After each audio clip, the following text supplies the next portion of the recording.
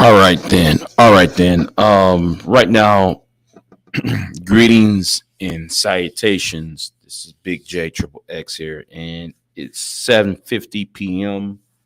7:50 p.m. and it's February the 25th, 2022, and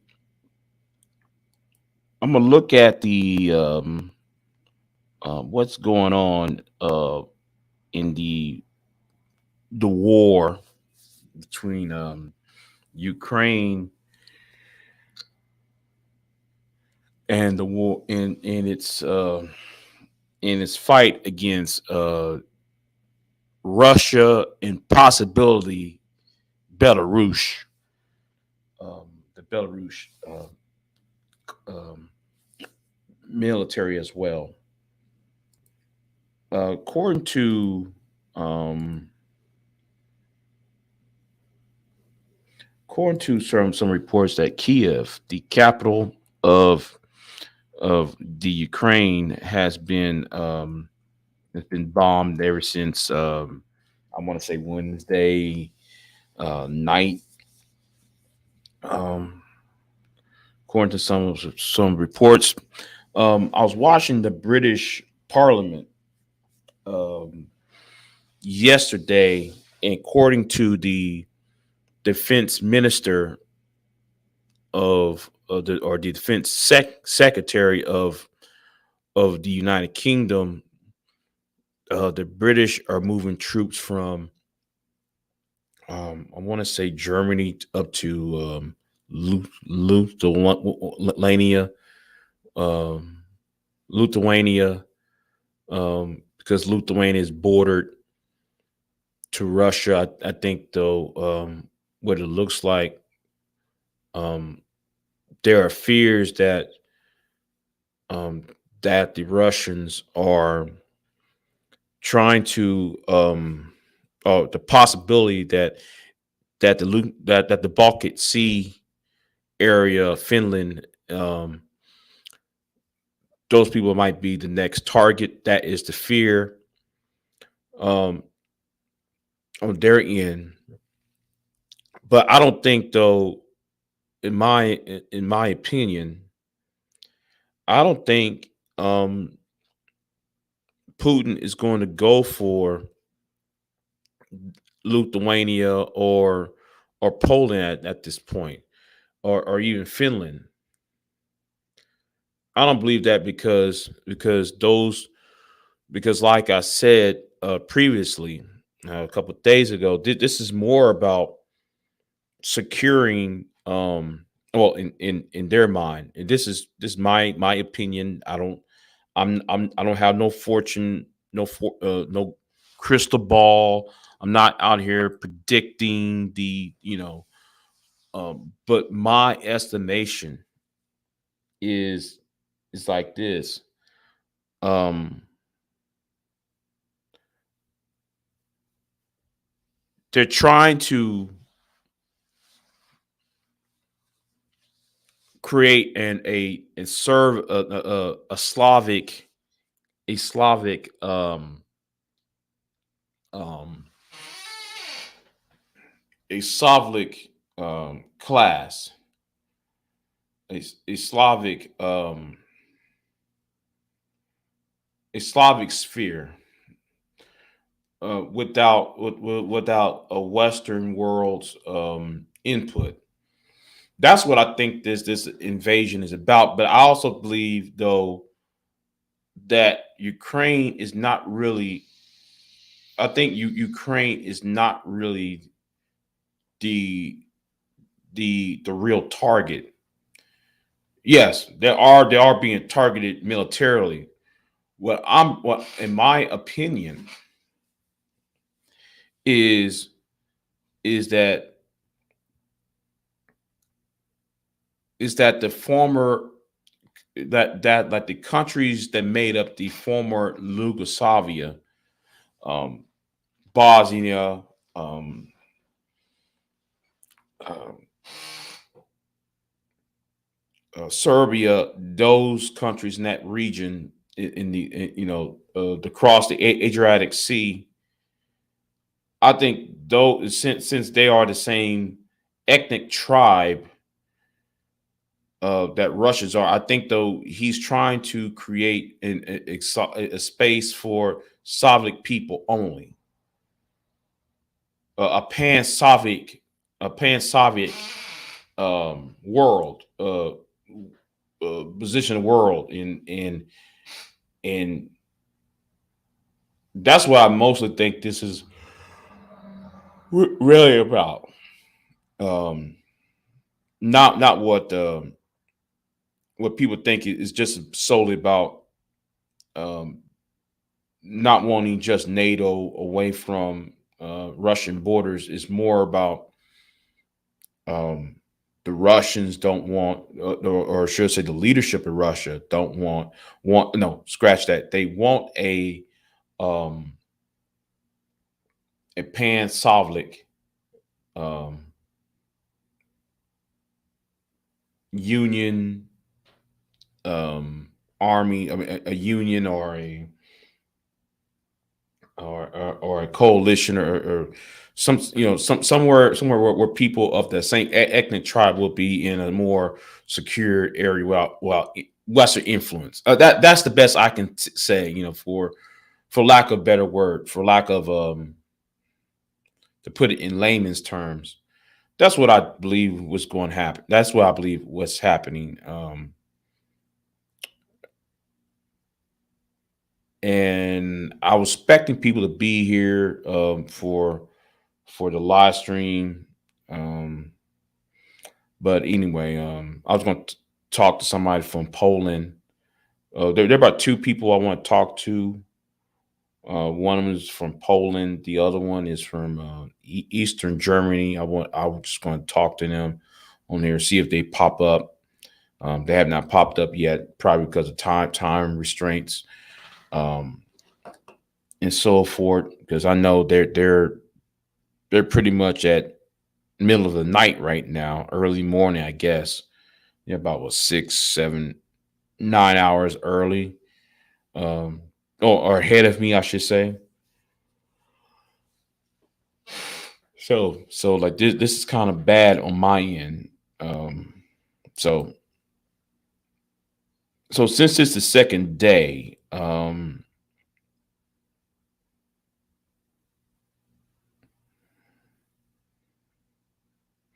according to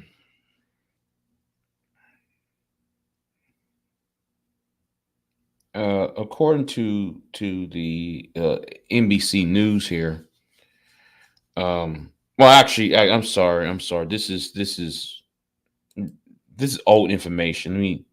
Let me fast forward. This is old information. Let me give y'all some updated information.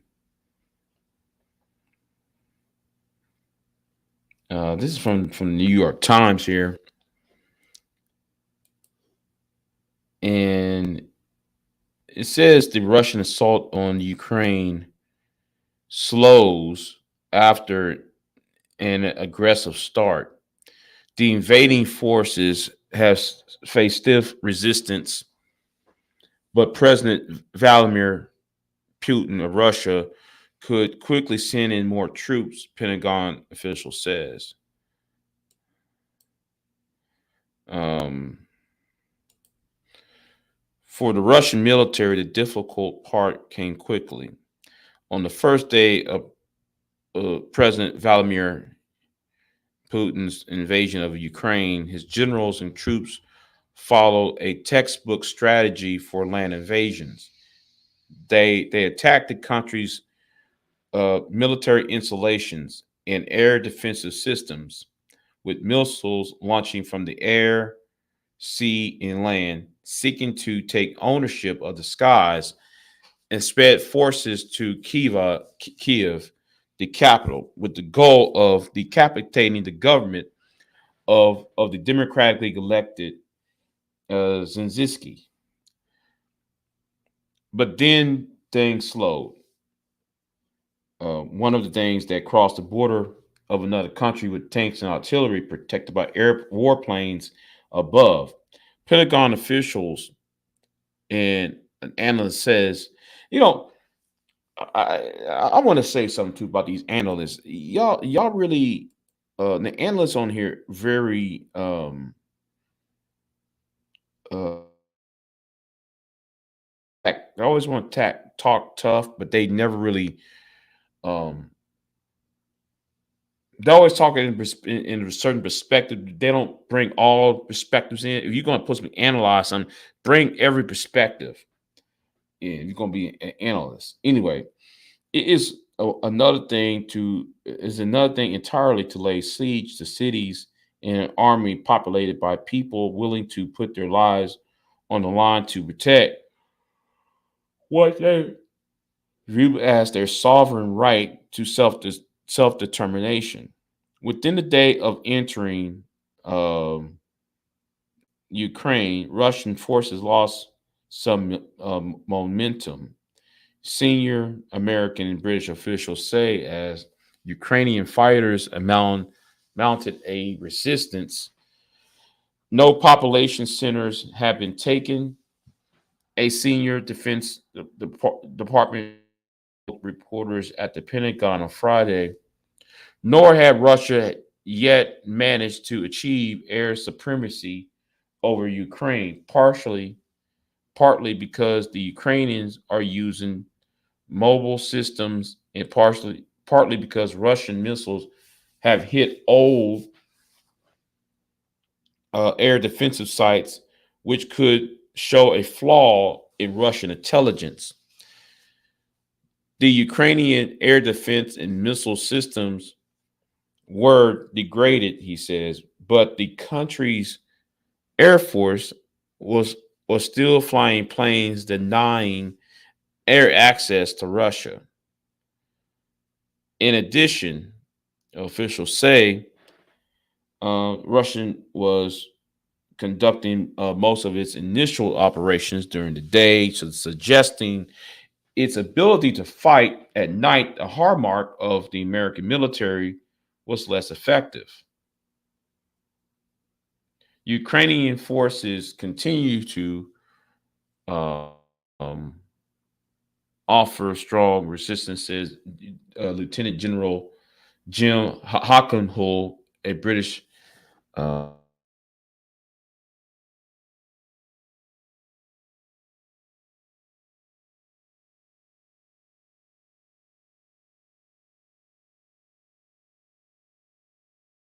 50,000 to 190,000 troops it has amassed at Ukrainian borders, so Moscow could intensify pressure.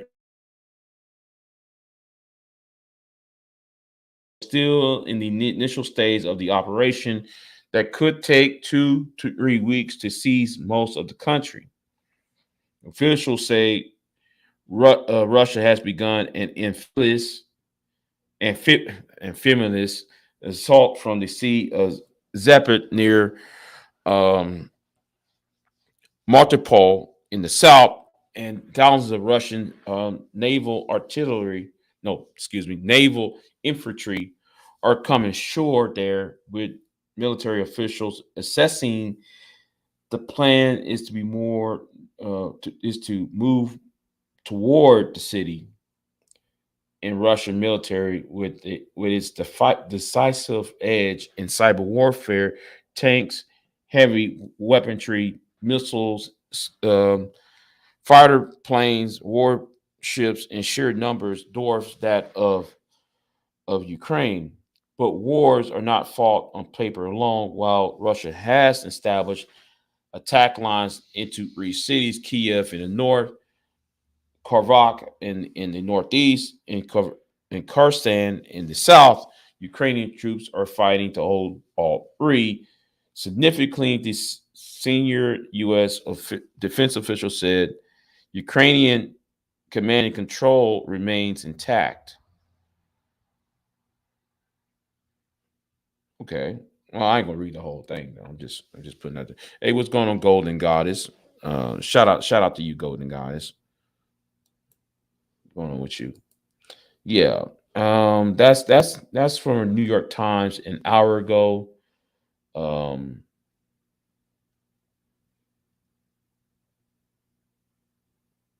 and I'm waiting for somebody from Poland to show up to talk about this, but if that person does not show up,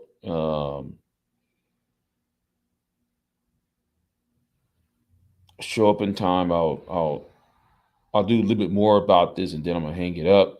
Um, the Greek Times. Let me see what the Greeks' reaction to this conflict. See what Greece want to say about this. Um,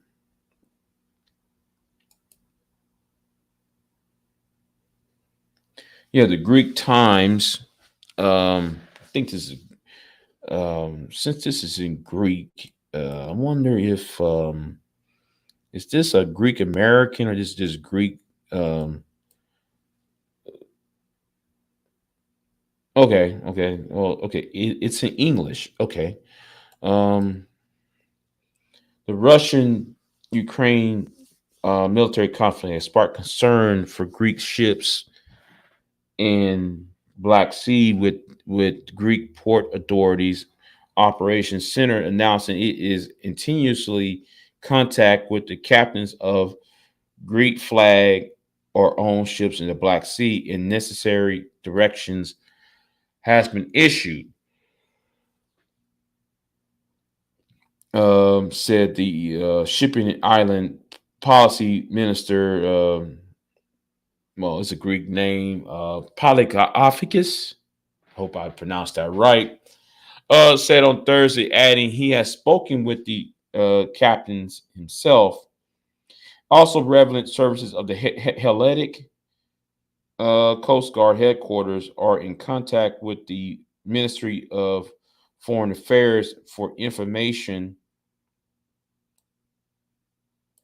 uh, for information on developments already to undertake any necessary action. Earlier, the Ministry of Shipping and Island Policy urged Greek ships to leave Ukrainian and Russian territory waters in the Black Sea. And according to the ministry, there are 8 Greek flagships in the Black Sea Reef. Uh, okay, 5 tankers, uh, freighters, along with the one with a Maltese flag freighter ship under Greek ownership. Meanwhile, a joint military committee of Lloyd Market Association. Wait, what is the Lloyd Market Association have to do with this? Wait, they have a military. I gotta look this up here. Lloyd Market Association. I didn't know they have their own little military. Let me look that up though for a minute.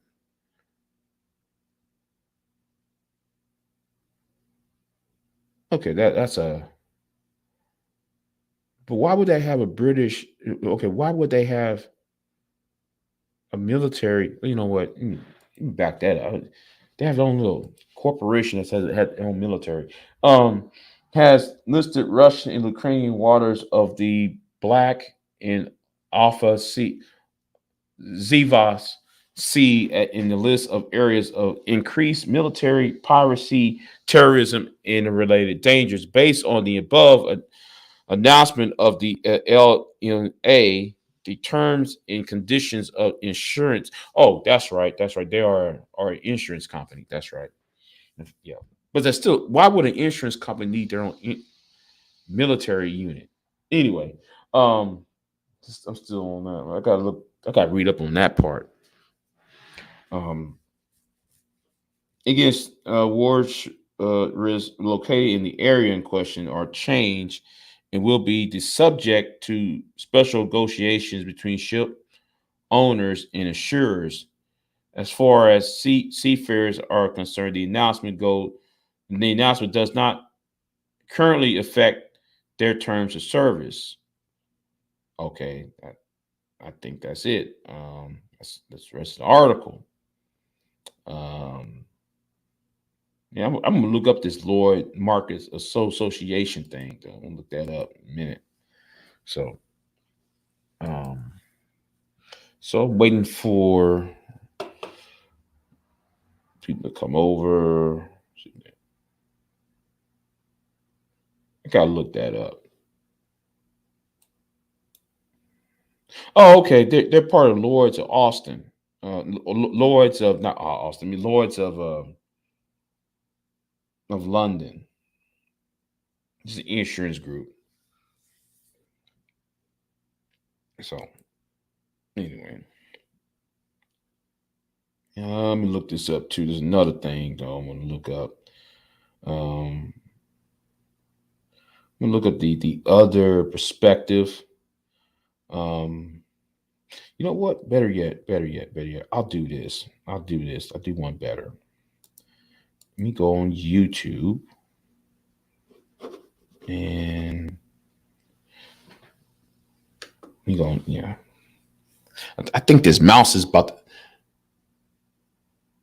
I have a wireless mouse. I think the battery about to die, so I use this other mouse here.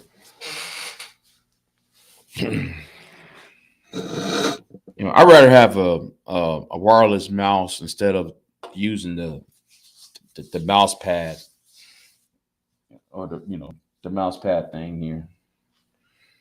So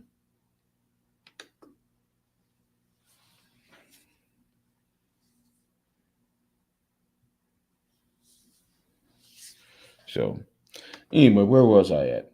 I was going to show something to something with the Kenyan at the UN said. The Kenyan ambassador said at the United Nations concerning Russia. I'm gonna share that what he said here. And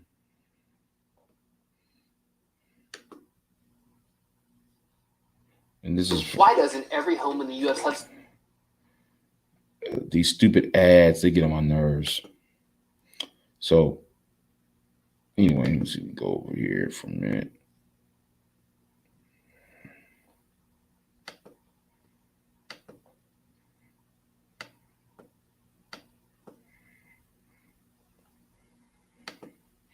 So this is I'm going to show the perspective from the oh,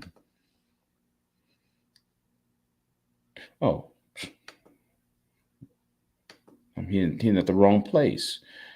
So I'm gonna share the footage from the UN by the Kenyan ambassador calling out Putin out. So let me play it over here.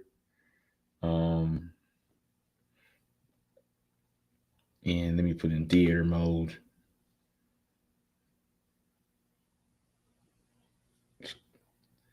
So let me play it over here.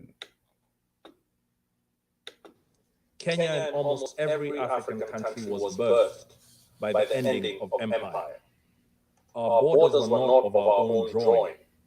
They were drawn in the distant colonial metropoles of London, Paris, and Lisbon, with no regard for the ancient nations that they cleaved apart.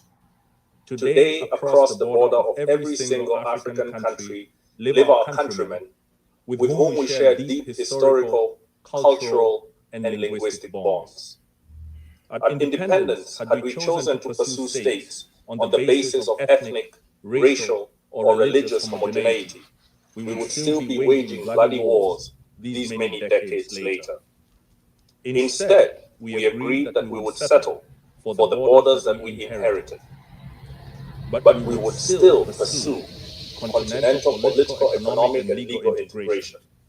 Rather than form nations that look ever backward into history with a dangerous nostalgia, we chose to look forward to a greatness none of our many nations and peoples had ever known.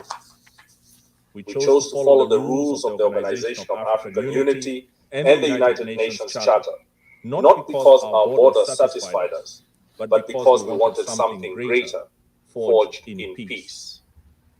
We believe that all states formed from empires that have collapsed or retreated have many peoples in them yearning for integration with peoples in neighboring states. This is normal and understandable.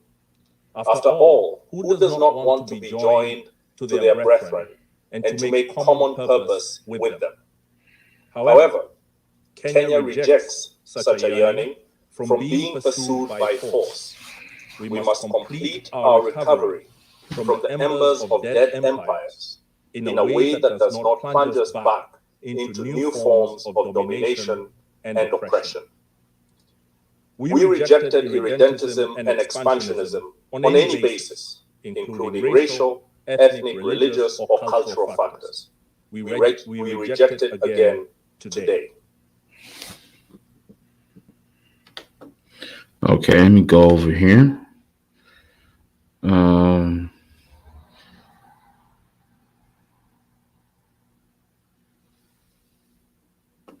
Let's see right here. Let me play this one right here from The Guardian. It's too late, my dear colleagues, to speak about de-escalation. Too late. The Russian president declared the war on the record. Should I play the video of your president? Ambassador, shall I do that right now? Or you can confirm it. Do not interrupt me, please. Thank you. Then don't ask me questions when you are speaking. Proceed with your statement. Anyway, you declared the war. It is the responsibility of this body to stop the war. So I call on every one of you to do everything possible to stop the war. This isn't called a war, this is called a special military operation in the Donbass. Relinquish your duties as a chair. Call Putin, call Lavrov to stop aggression.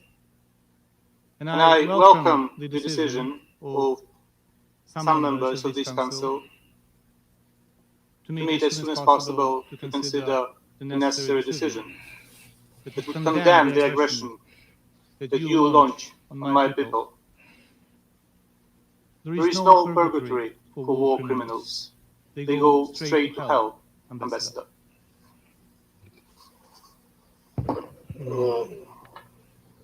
I wanted to say in conclusion that we aren't being aggressive against the Ukrainian people, but against the junta that is in power in Kiev. There are no more speakers on the list. This meeting is adjourned. Let me try to look for something. I want more. I'm gonna listen to more of that. I hate when they only put sound clips. I want to see that interaction. I want to see more of that.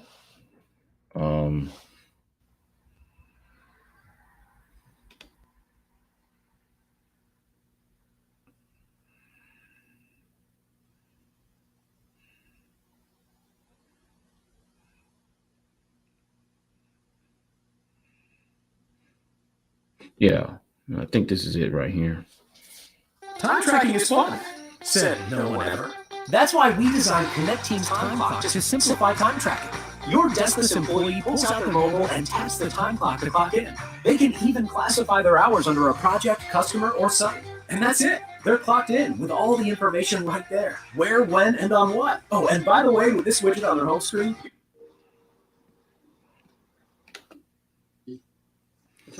Let me see. There was something that was said on here.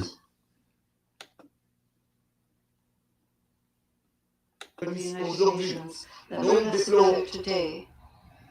In a world in days where the provocation by the Ukrainian military has changed, you don't want to notice this, repeating the Ukrainian fairy tales that those living internet and opposing parties surveil themselves as the good officers. Yeah, this is where I want to go to right here.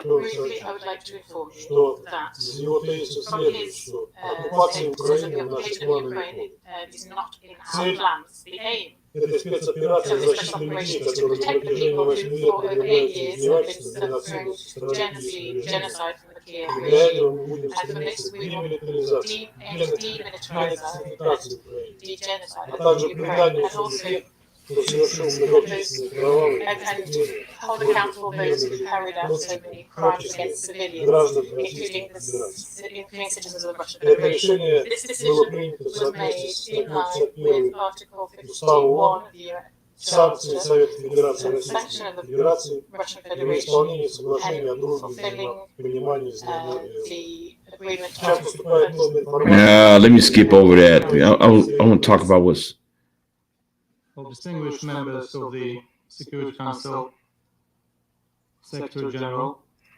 Under Secretary.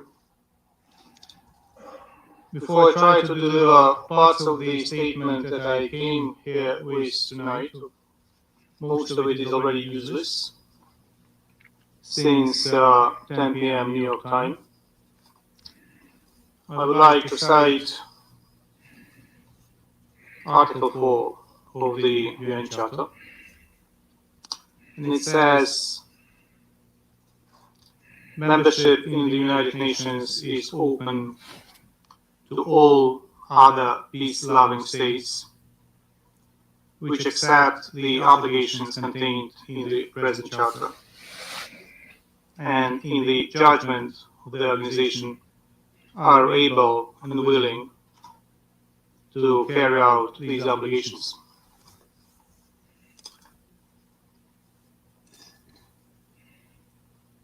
Russia is not able to carry out any of the obligations.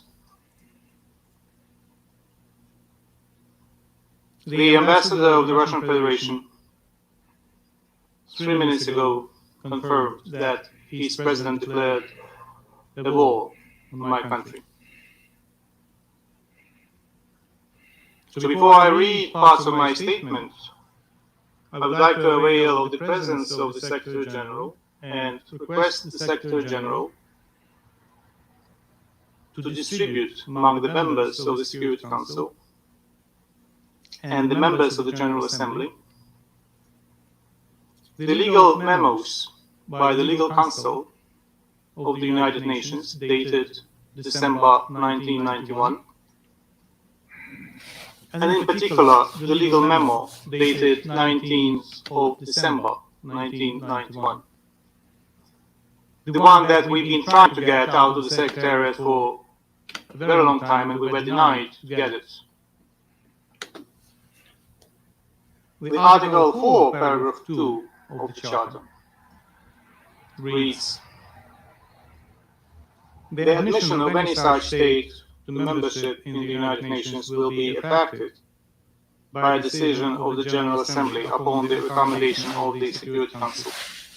Mr. Secretary General, please instruct the Secretariat to distribute among the members of the Security Council and the members of the General Assembly a decision by the Security Council dated December 1991 that recommends that the Russian Federation can be a member of this organization, as well as a decision by the General Assembly dated December 1991, where the General Assembly welcomes the Russian Federation to this organization. It would be a miracle if the Secretariat is able to produce such decisions. There is nothing in the Charter of the United Nations about continuity as a sneaky way to get into the organization. So when I was coming here an hour ago or so, I was intending to ask the Russian ambassador to confirm on the record that the Russian troops will not start firing at Ukrainians today and go ahead with the offensive. It became useless 48 minutes ago. Because about 48 minutes ago, your president declared the war on Ukraine. So now I would like to ask the ambassador of the Russian Federation to say on the record that at this very moment, your troops do not shell and bomb Ukrainian cities, that your troops do not move in the territory of Ukraine. You have a smartphone, you can call Lavrov right now. We can make a pause to let you go out and call him.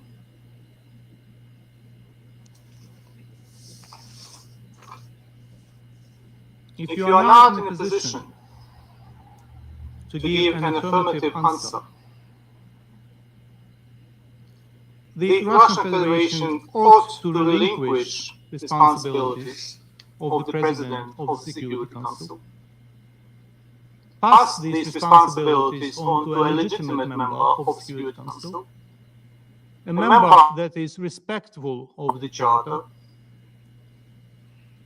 And I ask the members of the Security Council to convene an emergency meeting immediately and consider all necessary draft decisions to stop the war. Because it's too late, my dear colleagues, to speak about the escalation. Too late. The Russian president declared the war on the record. Should I play the video of your president? Ambassador, shall I do that right now? You can confirm it. Do not interrupt me, please. Thank you. Then don't ask me questions when you are speaking. Proceed with your statement. Anyway, you declared the war. It is the responsibility of this body to stop the war. So I call on every one of you to do everything possible to stop the war. Or should I play the video with your president declaring the war? Thank you very much. Опять я вынужден сказать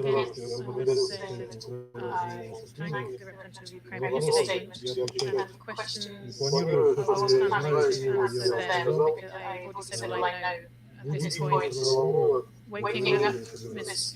Lavrov this time is something I plan to do. He said that the information that we have will be something we provide. And this isn't called a war, this is called a special military operation in the Donbass. I now give the floor to the representative of Germany. Mr. President, we meet at the very moment of a military escalation we have not experienced in Europe for over a generation's time. The President of the Russian Federation announced a military operation on Ukrainian territory. We condemn this in the strongest possible terms. And we call upon all members of the Security Council and the United Nations to now stand up for Ukraine and against a shameless breach of international law. 2 days ago, Russia's decision to recognize the self-proclaimed so-called People's Republics of Donetsk and Luhansk was harshly rejected in this council. It had already dealt a devastating blow to the principles and the international order that the United Nations stand for. Russia has not listened, and it turns out it was not prepared to listen. It has continued its massive military build-up, and we observed and observe cyber attacks directed against Ukraine, and now Russian military is moving into Ukrainian territory. By the actions and this unprovoked military operation. Let me stop right there. I think Sarge is in the chat room. Sarge is talking about Russian amphibious landings Odessa, armed spearheads beginning to encircle Kiev. Zach Ruski events from Lovak and Donetsky fears Ukrainian resistance. Where you is that saying right now, Sarge? And where you getting that information from, by the way? Because I'll look it up. Russia is violating the core principles of the UN Charter. We condemn the use of. So I don't need fast forward some of this. Let me go fast forward. I think this is the end Yeah, let me go over here.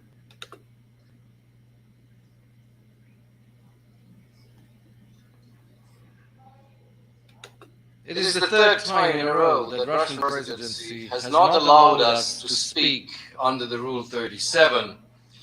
And so, as PR of Estonia, I am delivering this statement here on behalf of the Baltic states, Latvia, Lithuania, and my own country, Estonia.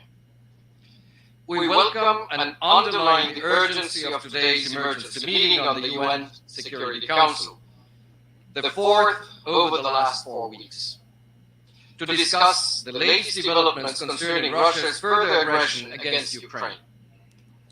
We thank the Secretary General and Under-Secretary General Di Carlo for their briefings. The Council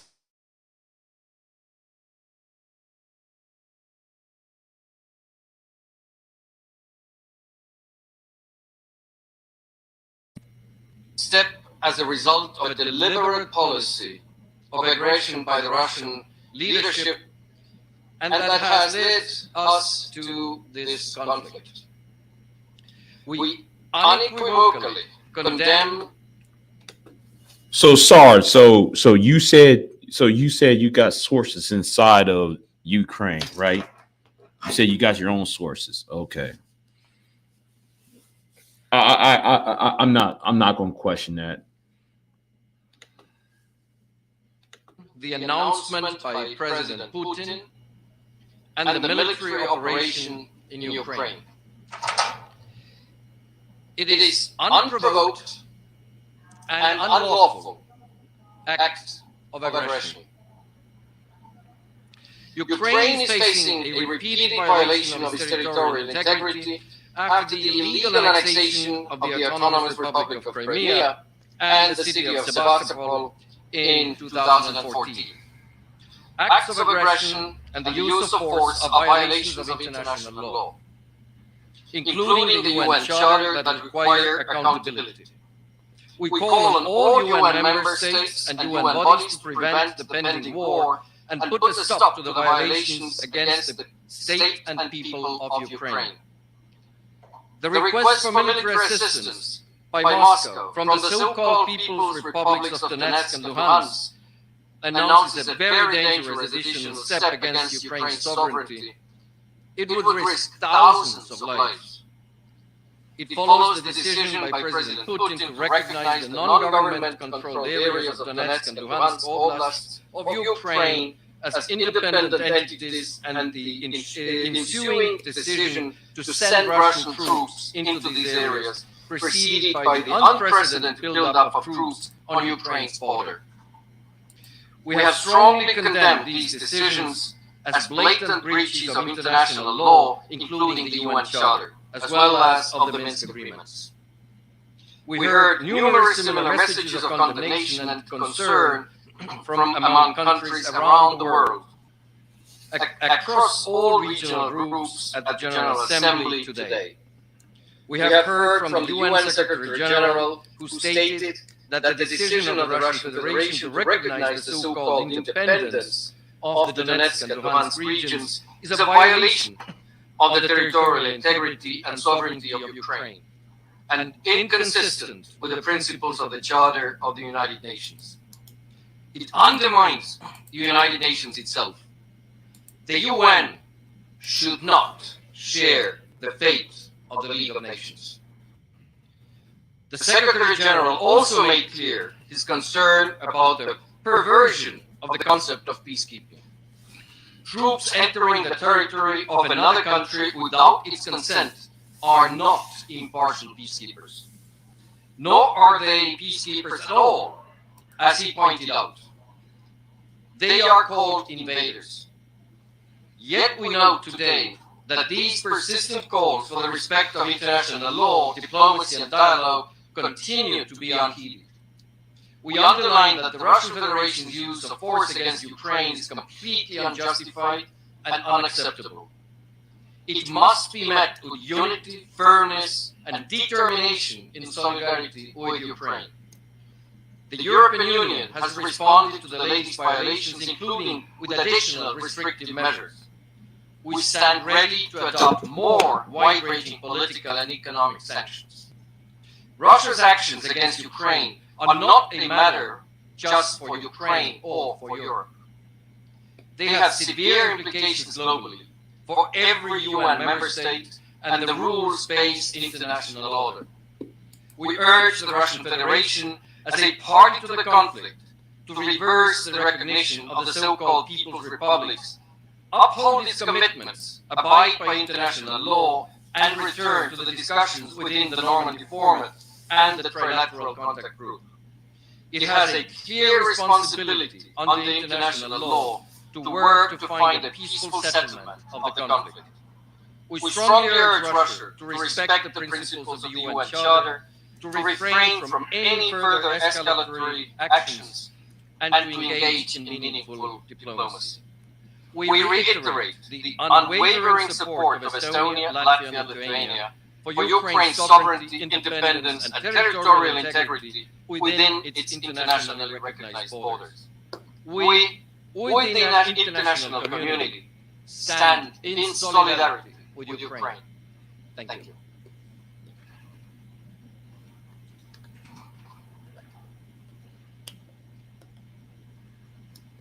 Good evening. The Secretary General will make some remarks, and then we'll take a few questions. Thank you. Sir. This is the saddest moment in my tenure as Secretary General of the United Nations. I started this meeting of the Security Council addressing President Putin and telling him from the bottom of my heart, stop your troops from an offensive. Okay, Sarge, do you have the, hold on, put Sergeant. Okay, Sarge, you're up. What's going on, Sarge? Sarge, your mic is muted.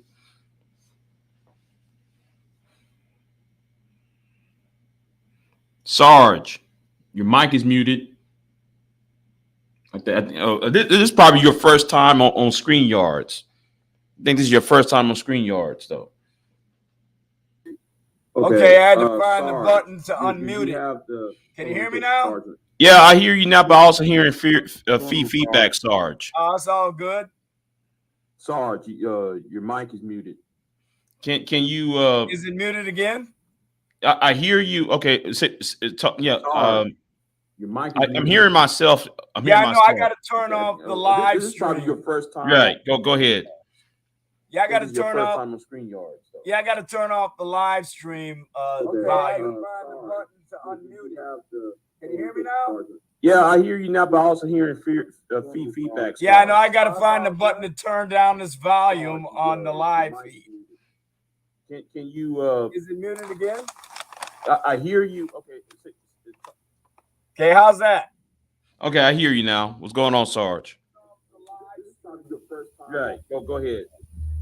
Only thing is I can't find where to turn it off and still be able to hear you. I'll tell you what. Do you have the YouTube on?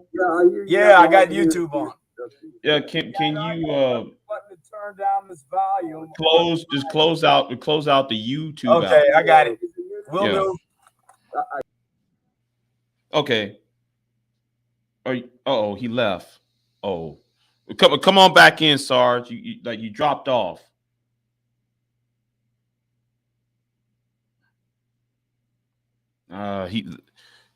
Come on back on, Sarge. You must. Let me drop the link again for you. Let me drop the link again for you.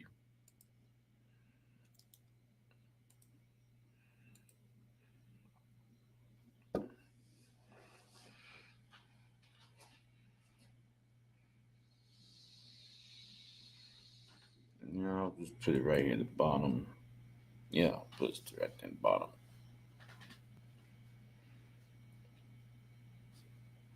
Okay, I'm gonna put you back on. Okay, Sarge, you back on. Are you there, Sarge?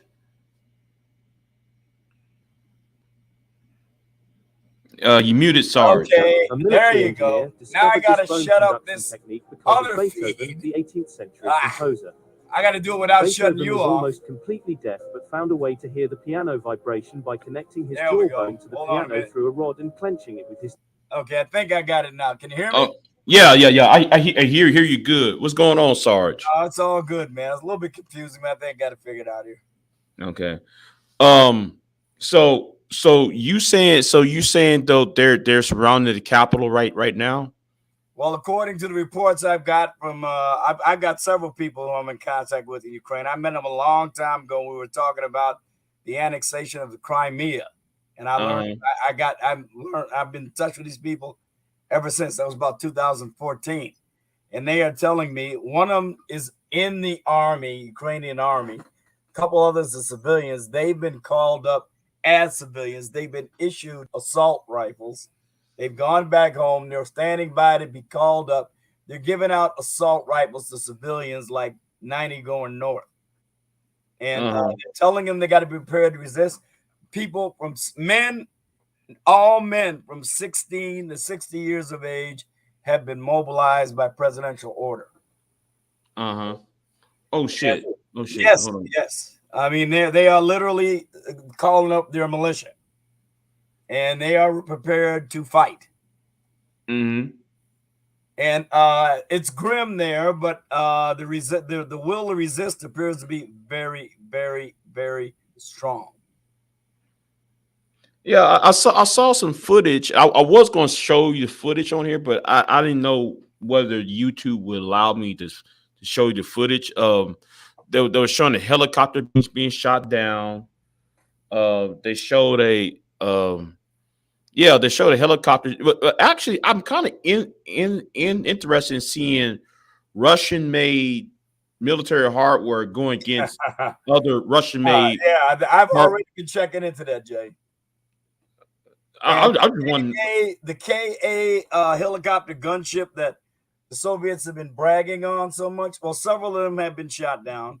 Apparently, now there's a story about one Ukrainian pilot flying a MiG-29.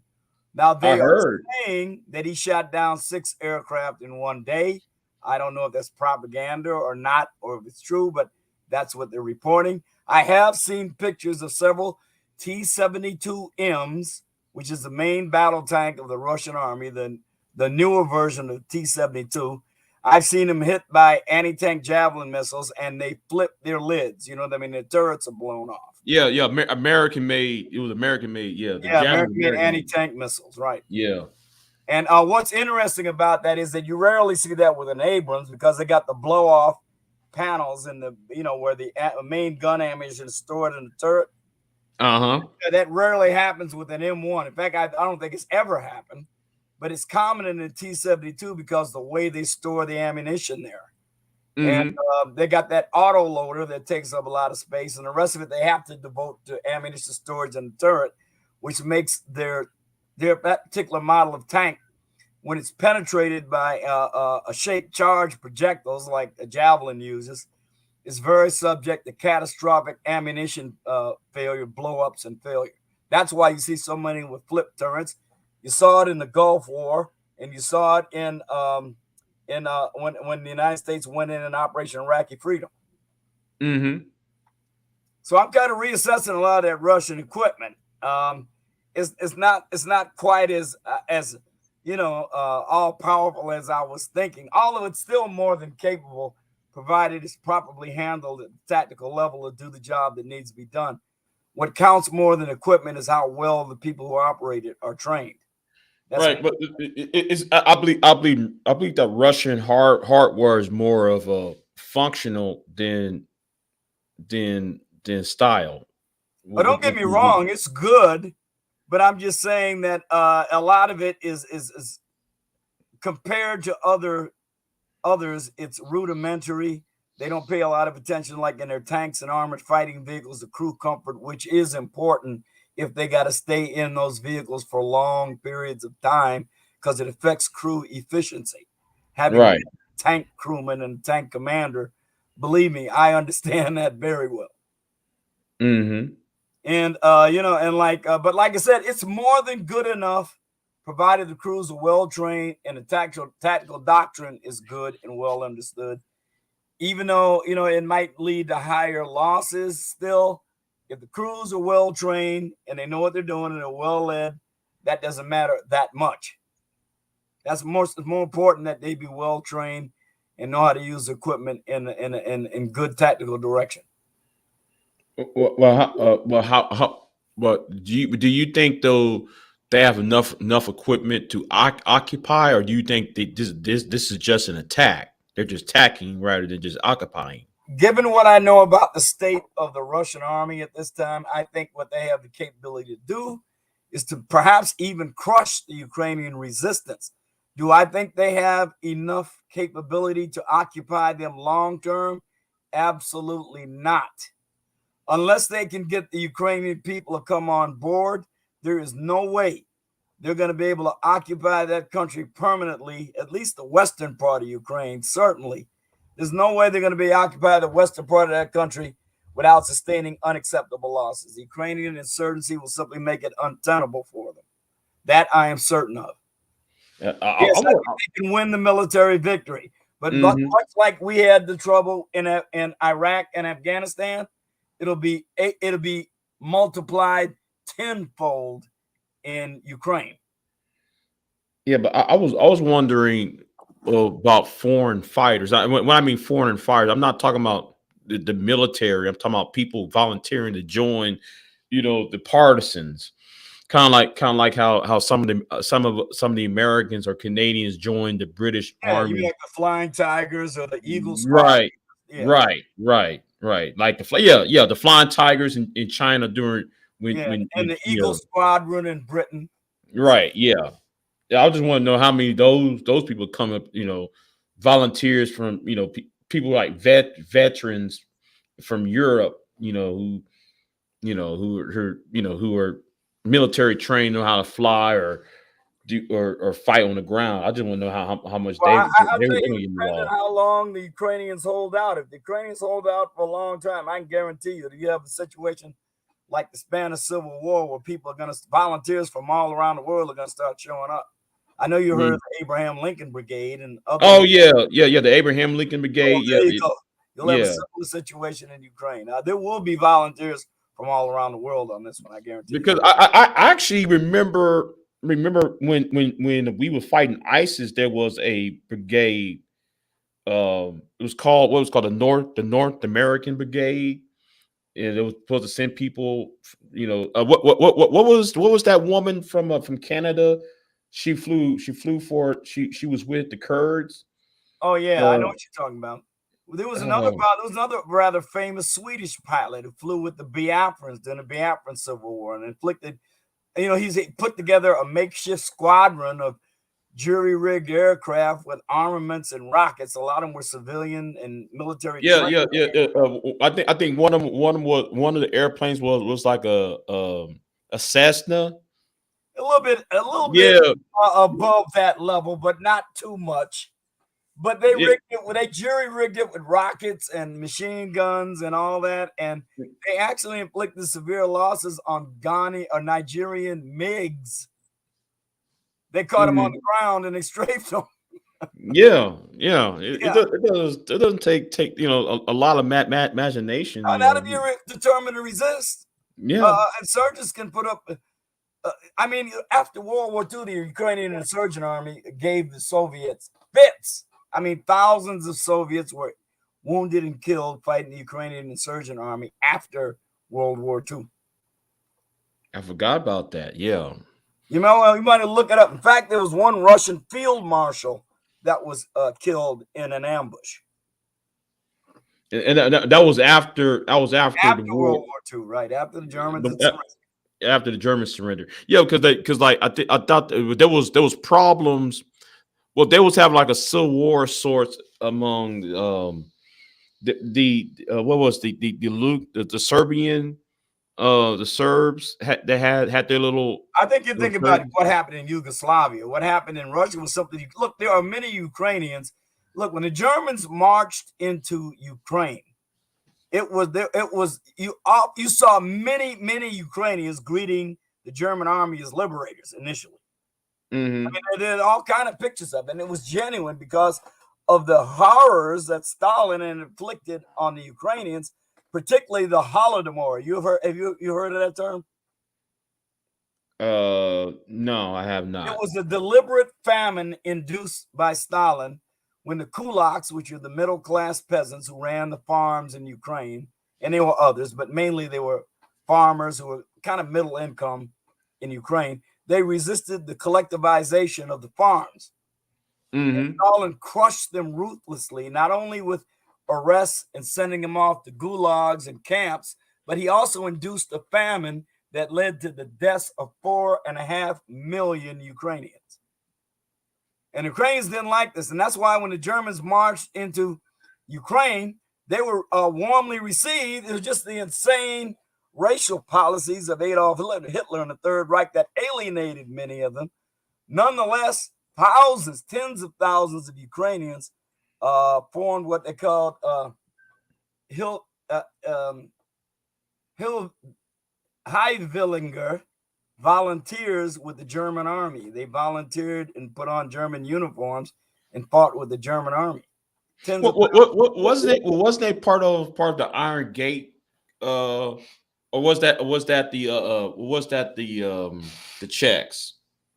No, you got to remember, man, the German army was actually one of the most cosmopolitan armies ever in Europe. Now, it might not have large numbers of people from these various occupied countries like Czechs and French and Belgians and Danes, but I mean the SS Viking division was primarily formed of Scandinavians from Denmark and Norway. They had the Charlemagne division was Frenchmen. In fact, the most active resistors toward the end of the war when the Soviets were besieging Berlin were fanatical diehards from the Charlemagne division, fanatically defending the bunker. Mm-hmm. And they had units that were from Yugoslavia, like I said, Czechoslovakia, Belgium. The Germans got, and mainly they did it because they were anti-communist. Right. I mean, he had a lot of them. They had started a crusade against Bolshevism. One of them, a gentleman named Larry Tornay, was a Finn, and he had fought in the Winter War against the Soviets, was one of the main heroes in the, because the Finns kicked booty when the Russians invaded Finland in the Winter War. You know that, don't you? Right, yeah. I mean, in fact, they got their butts whipped so bad before they finally just steamrolled the Finns that Hitler looked at them and said, "Look, the Finns can do this to the Soviets. What can they do against my legions?" That's when he got encouraged to go ahead with Operation Barbarossa. He said, "Look, the Finns just whooped these people's behind." And anyway, the thing of this guy named Larry Tornay, he was one of the heroes of the Winter War. He joined the Waffen-SS as a volunteer. He fought against the Russians on the Eastern Front. And when the war was over, he fled to the United States, got into the United States Army, went into Special Forces, became an officer in the United States Army. And then he became a decorated hero in Vietnam and died in a helicopter crash in Vietnam. He fought in 3 armies, the Finnish Army, the German Waffen-SS, and the United States Army. They named a hall at, I think, Fort Benning. They named one of the halls after him, in recognition of his service to the United States Army. All right. NYC. He anglicized his name to Larry Thorne. You might want to look up his story because it's really fascinating. Okay. Hey, I'm gonna read NYC Songman, and he said it's important to understand Russia's role in winning the Second World War against the Nazis in order to grasp why Russia is so wary of the United States in Europe today. It is. The gentleman is correct, but I'd like to add a few, not caveats, but a couple of modifications to that. Yes, it is true. 80% of the German army fought against the Soviets. Just about 7 or 8 out of every 10 Germans killed in World War II died on the Eastern Front. The Western Allies did not become decisively engaged in the European theater until, of course, the Normandy landings, even though they were peripherally involved in Italy and North Africa and elsewhere. But they didn't become decisively involved until the Normandy landings, and that was really about an 8-month period from June of 1944 until May of 1945. So whenever anyone says that the German army was bled to death on the Eastern Front, that is true. 4.5 million out of the 4.5 million German military dead in World War no, out of the 6 million German military dead in World War II, 4.5 million of them were killed in Russia. So yes, that is true, and it must be said. But having said that, we got to make a point that that Soviets would probably not have defeated the German army, even after Stalingrad, had it not been for the massive industrial assistance of the United States and the Western Allies. Yes, they turned out a lot of T-34 tanks. They turned out, about 60, 70,000 of them. But the reason was because they could concentrate on making so many tanks. It's because the United States gave them well over 100,000 transport trucks, excellent standardized deuce-and-a-half transport trucks, which is critical to the victory, as was the Jeeps. So there was some United States armor that went there. They sent them some Sherman tanks too. So did the British. They sent them some of their tanks too. But logistical aid like rations, food, clothing, all of that was just about as essential to their victory as them manufacturing T-34s. So you got to put that in there too. That even though the Allies didn't have troops on the Eastern Front, they sent them everything else they needed: machine tools, advice. The bombing campaign conducted by the 8th Air Force from Britain tied up divisions of German troops with anti-tank guns used in the anti-aircraft role. You know, the 88 millimeters? Think if there were thousands of them deployed as anti-aircraft guns against the Allied bombing rate. Think of what those guns could have done if they were employed on the Eastern Front in the anti-tank role. Instead, they were shooting at Allied bombers along with the troops that took to man the guns. So all of this, yes, I know, Russia doesn't, a lot of people are not aware of Russia's critical role in bleeding the German army. I'm not going to Kursk, Stalingrad. Kursk was literally the turning point of the war because after Kursk, the German army was on a strategic defensive. Before that, they were on a strategic offensive. So clearly, it was significant, and nobody, especially me, is going to take that away from them. But the Russians like to downplay how important Lend-Lease and the American aid effort, Allied aid effort, including Britain. What happened? I don't know. You still hear me? Hello? Okay. I think I'm still up. Yeah, I'm still here. But some historians would say though, pure butterfly spirit said, who's this talking? This is Sarge, pure butterfly, from Talk Real Solutions. She might not notice you right away. Well, she don't go over there, but yeah, she heard of Talk Real Solutions. That's why she's asking who's just talking. Well, anyway, Sarge, but I heard some historians saying, well, the Soviets could have ran into from Stalingrad all the way past Germany into France by themselves. You mean the Soviet? You mean had the Western Allies not invaded from the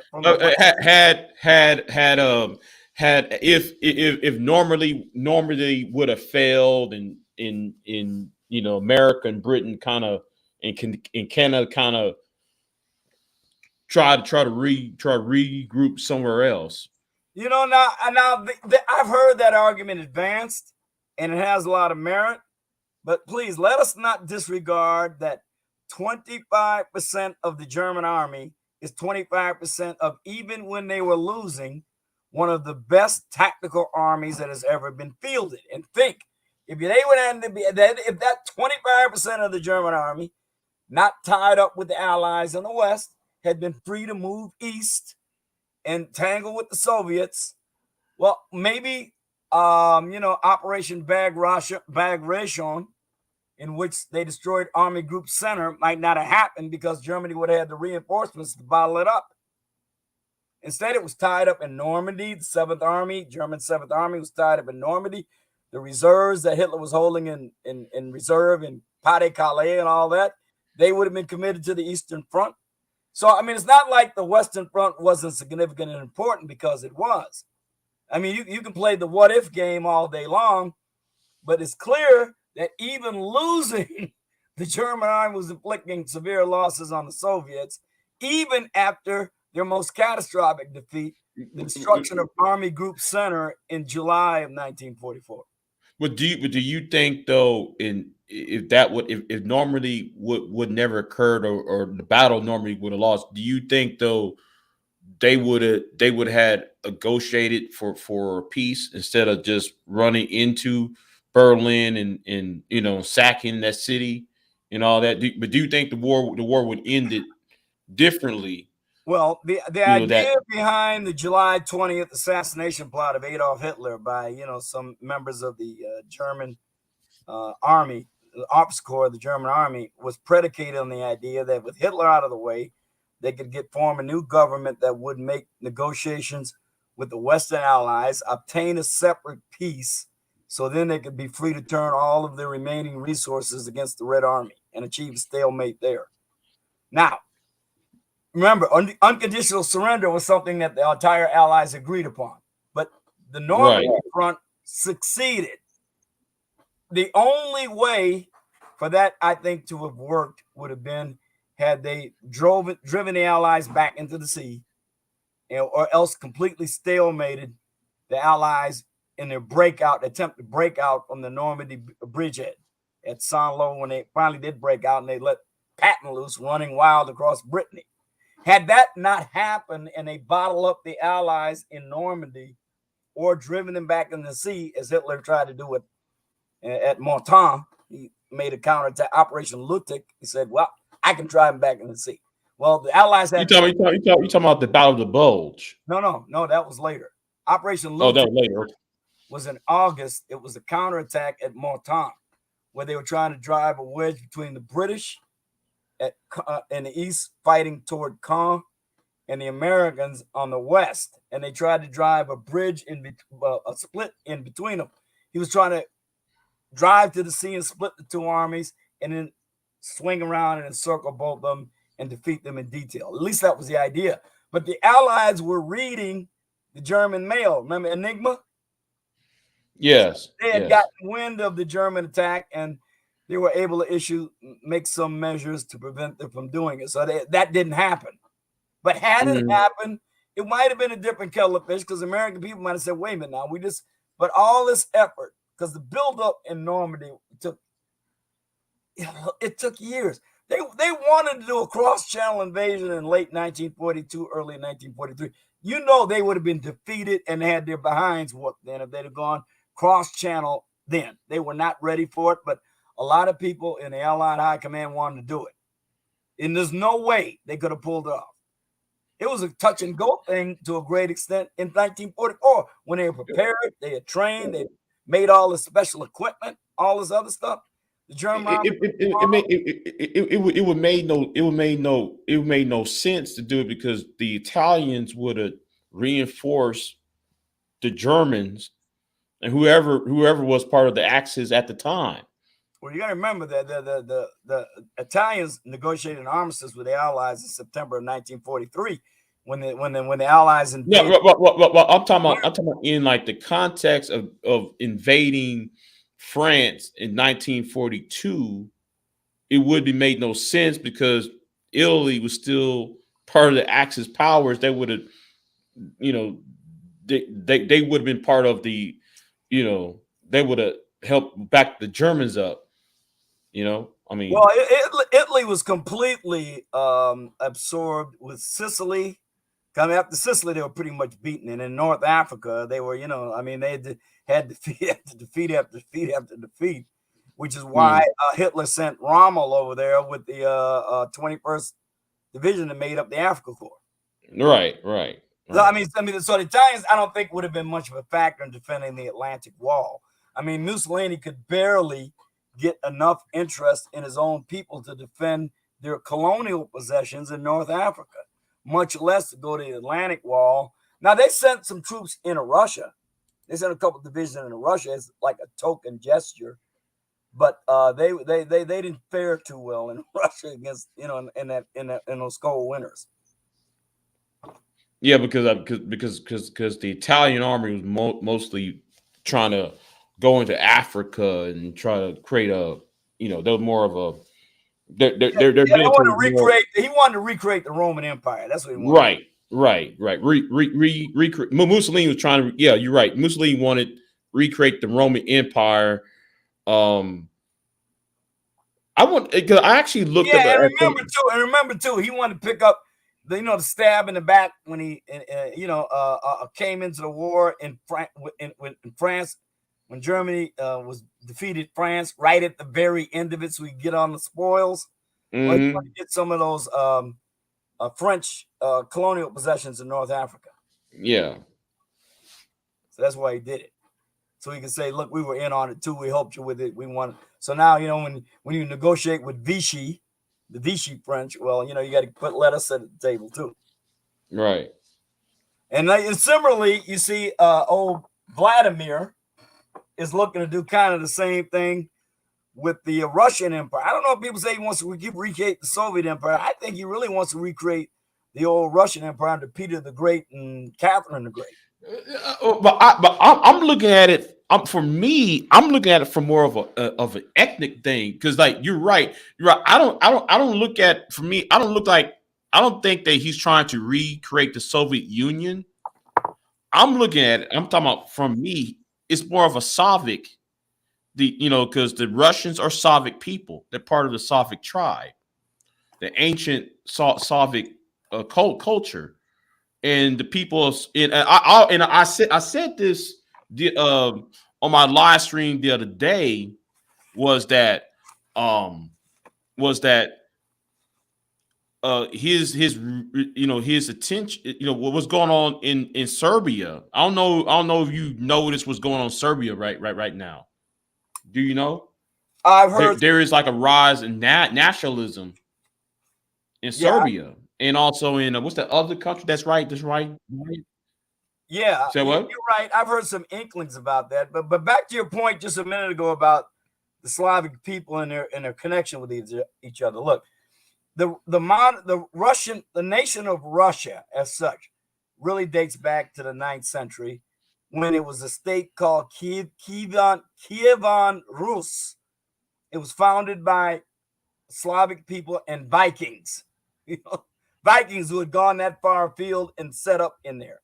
And it was centered around Kiev. Right. It wasn't Moscow, wasn't the capital of Russia. Kiev was. That's right. When you really date the present Russian nation. And the Slavic people, like I said, they set it up with Kiev as the capital. Now, from 980, the year 980 to about 1015, that state, Kievan Rus, was ruled by Grand Prince Volodymyr, and in Russia, that name is Vladimir. Right. So Russians, Ukrainians, and Belarusians draw their lineage from this Slavic state that was established in the 9th century. So that's true. There are historic ties between them, but Ukraine has got a separate language. In fact, Ukraine has been more or less governed historically almost continuously since the 9th century, with a brief interregnum in 1600, and then again just before the First World War. But other than that, it has historically been governed by Russia. And even to the extent that people like Catherine the Great tried to Russify Russia by banning the Ukrainian language being taught in school. And so Ukrainians see all this, and they go back to all this. They say, well, that's all true. That's all history. But Ukraine became an independent nation with the fall of the Soviet Union. Like so many other things, they were. And you can't justify past colonialism. You can't use past colonialism to justify present day aggression. That'd be like saying, well, Britain, since it once governed India as a colony, go back and take it, or the British come back and take the United States away from the United States because it once was a colony of Great Britain. It don't work like that. But do you think though? Because I noticed a trend. Well, I noticed a couple things happening. Right when Russia invaded Georgia back in 2008, I noticed it happened during the same time period. It happened the same way because soon as the West, America, Britain, France, and Germany, recognize one of the Balkan states, the new countries in Europe. Trying to remember the one that I think one of them that broke away from Serbia. When they say what? You mean Bosnia? Yeah, when Bosnia separated itself from Serbia, right? Back in 2008, 2007, Russia protested, and then all of a sudden Russia went into Georgia, and I'm looking at the same way because it seems like when Ukraine is trying to join NATO or trying to join the EU or the Council of Europe, I see it's the same pattern. Like you piss off Putin. Putin goes, I'm starting attacking, invading. I'm taking pieces of your country. Okay, I think we need to put a little bit of context on how all this came about. Now, before I want to preface all of my comments by saying I think Vladimir Putin is an authoritarian, evil thug. All right, so I want to make that clear before I even get started. I don't think what he's doing has any legitimacy. But like every country, no matter how evil it is, every single nation on earth, whether it's Red China or whether it's Russia, all of them have what they perceive as their legitimate national security interests. All right. Now, here's what happened in November 2013. The Ukrainian president was Viktor Yanukovych. Okay. Now, he was corrupt and heavy-handed, but he was definitely pro-Moscow. Now, he rejected an offered European Union trade deal, all right, which would have meant closer trade relationships with Western Europe. Instead, he accepted a $15 billion bailout from Moscow. Now, as a result of this, and remember now, a lot of this was encouraged by some of the neocons here in the United States, like John McCain was one of them. He was big on this. John McCain was one of the biggest names I could think of, but there were others. McCon, the Rice, you talking about the Euromaidan protests, you know that you heard? Yeah. I remember that. Yeah. I remember that, yeah. Now these protests started and they led to the ouster of Yanukovych. All right. Now, you got to remember Eastern Ukraine, the Donbass region. 1 in every 3 Ukrainians there consider themselves ethnic Russian. 6 out of 10 people there speak Russian as their first language. So those people in that region, which is not most of Ukraine, but in that region, they felt betrayed by the ouster of Yanukovych, and Putin was pissed because he lost his puppet. All right. So remember, the West is supporting the protesters, the Euromaidan protesters. The Russians are pissed about Yanukovych being deposed. So after he fled to Russia, Putin decided, look, we need to take Crimea back, because after all, Crimea had always been part of Russia. Khrushchev in 1954 gifted the Crimean Peninsula to Ukraine as a show of brotherly solidarity. And Crimean Peninsula was granted a kind of semi-autonomous state, even though it was still technically part of Ukraine, kind of like Puerto Rico. And if you want to get an analogy. So when Putin went back to take Crimea back, that was partially in response to what happened in 2013 with this color revolution called Euromaidan. Okay, so you got that. I'm just trying to put things in context here, and because let's remember, you talk about Eastern Ukraine, you're talking about people who are closely aligned with Russia. I mean, they are really closely aligned with Russia, and they consider themselves Russian. Here's another thing for you to consider. The founding members of NATO were Belgium, Canada, Denmark, France, Iceland, Italy, Luxembourg, Netherlands, Norway, Portugal, United Kingdom, and of course the United States. Now, during the Cold War, all the years of the Cold War, only 4 nations entered NATO, and they were Greece, Turkey, West Germany, and Spain. Now, after the Cold War, when the Soviet Union collapsed, here's what happened, and this is interesting. The United Germany joined NATO because now you got a new nation because both East and West Germany are together. So they came back in as a now confederated United Nation of Germany. And then you got the Czech Republic, which used to be one of the 15 Soviet socialist republics. Hungary was another, it joined. Poland was another, it joined. Bulgaria was another, it joined. Estonia, Latvia, Lithuania, Romania, Slovakia, Slovenia, Albania, all of them were former Soviet socialist republics. All of them joined NATO. And then the other ones you're talking about that you were talking about in the Balkans, like Serbia, Croatia, Montenegro, and North Macedonia, they joined NATO. So you got all of these countries that are bordering Russia. All of them are NATO. All of them. So remember now, Putin's looking at all this. And now Ukraine is the only one of the major Soviet socialist republics that hasn't joined NATO. And he ain't having it. Now, think about it for a minute.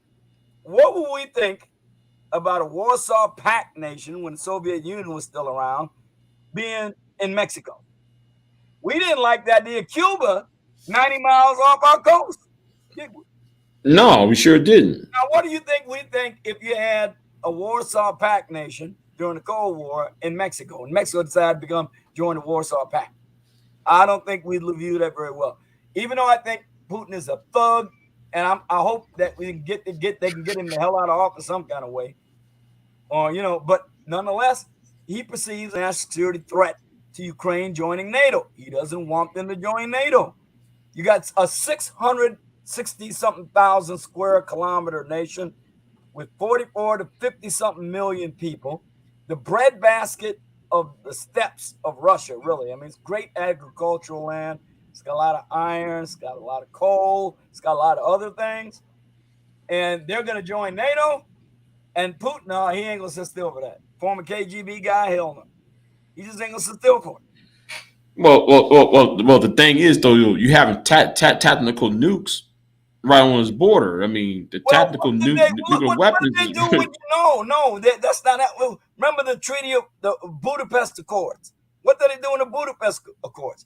The United Kingdom, the United States, and I forget the other 2 countries right now, but 2 other countries, 4 major world powers, convinced Ukraine to give up their nuclear arsenal. They gave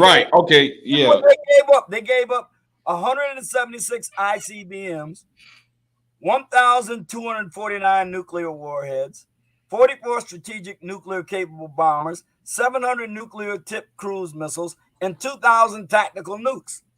And they gave all this up with the guarantee from Russia, which guaranteed their sovereignty and security.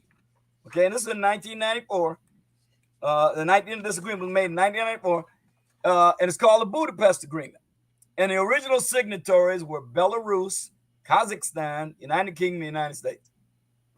So, I mean, do you think that Putin would be doing this right now if Ukraine still had their tactical nuclear arsenal? I mean, their nuclear arsenal?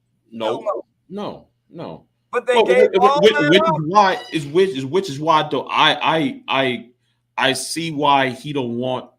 I see why he's invading now, because he thinks that Ukraine is going to be the next member of NATO, and since being part of NATO, you're going to have nuclear weapons. Well, not every member of NATO. Well, I mean, yeah, not every member. I don't think that NATO would supply Ukraine with nuclear weapons, even if they join NATO. I really don't think they would. No. Well, I mean, like the nuclear sharing agreement. You know, within the NATO I think they would structure. certainly, being members of NATO, though, they would be entitled to the protection of other countries' nuclear umbrella. Yes. Right. Yeah. Yeah. I'm speaking on that aspect. I don't think they would get the nukes. I think they would be protected by nukes by somebody else. Yeah, that's true. But they wouldn't have control of them like they once did. Right. They once did have control of nuclear weapons. And remember, they gave all this up predicated on the idea that Russia was going to guarantee their sovereignty and their security, and these other signatories to it, to some extent, would attempt to exert some sort of influence to ensure that that was done. Yeah, but do you think though? What happened between Russia and Syria? You know, we kind of went in Syria, and that was Russia's playground, and we kind of, you know, I'm looking at as from a chessboard or you know, like the game of Risk. You know what I'm saying? Russia, because America and Canada is now in Syria fighting quote unquote ISIS out there. They're looking at it. I'm talking about in a strategic way because Syria was actually a check on Turkey when Turkey is a part of NATO, and they don't, you know, and since America and Canada is in Syria now fighting ISIS, that kind of ruins that. You know, I think that was a pressure point for Putin.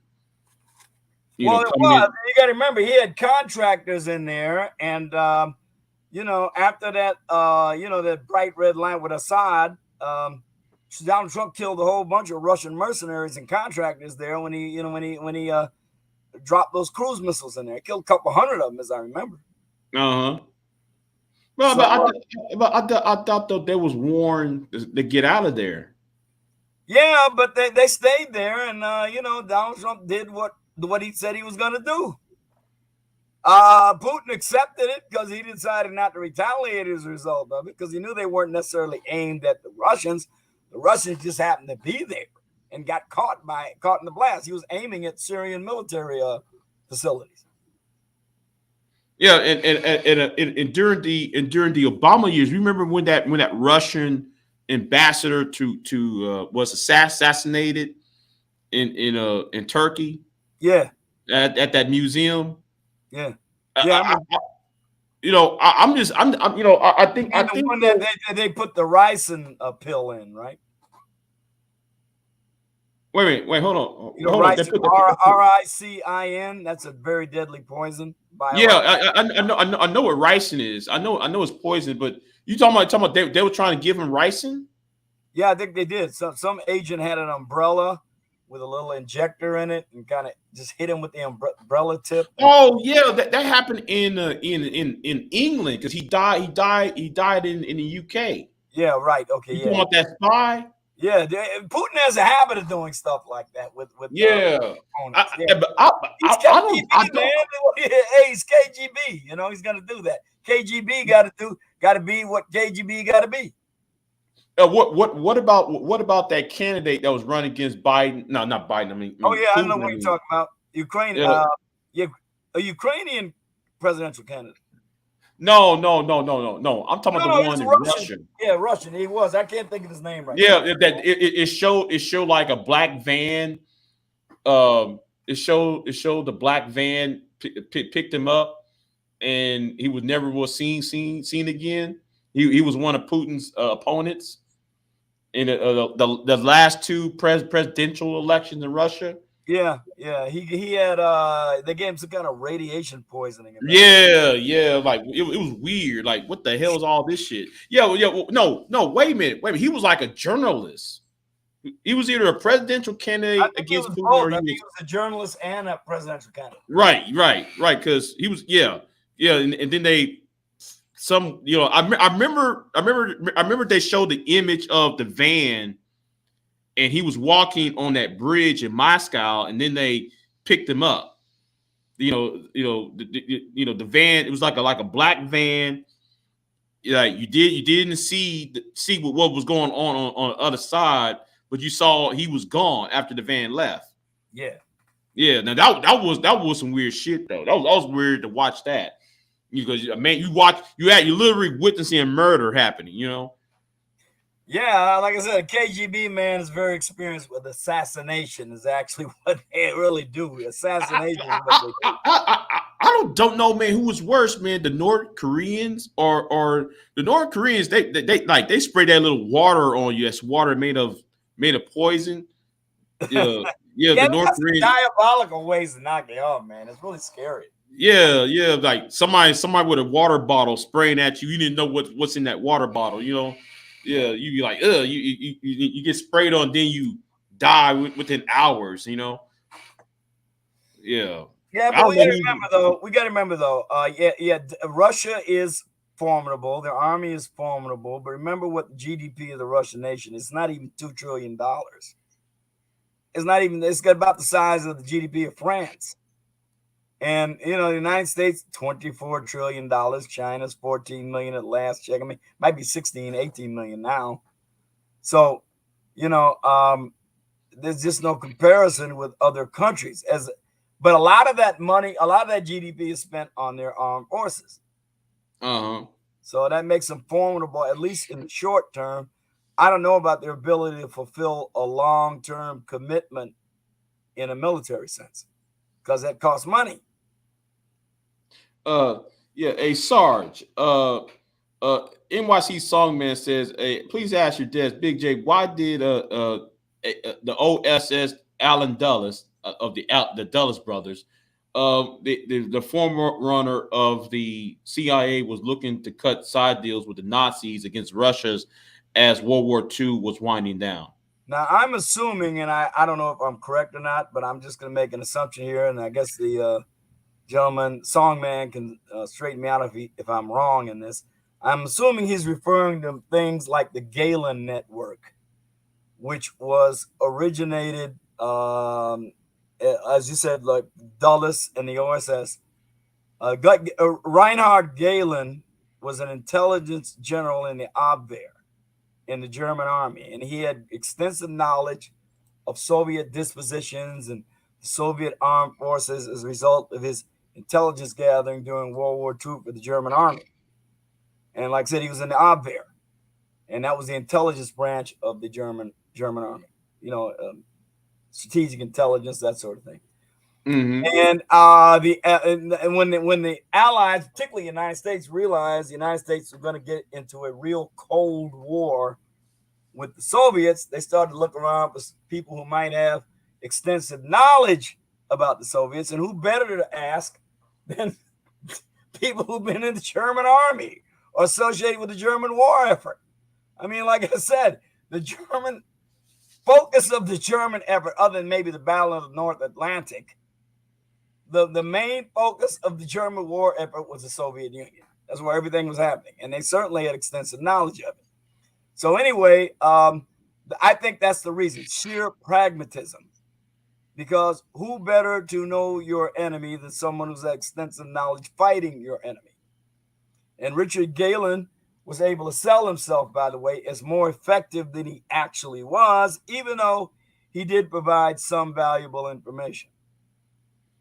Yeah, Songman said, right, he ran the Nazis' Eastern Front intel operation. Exactly.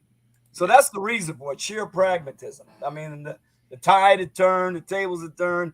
Yesterday's ally is today's adversary or enemy.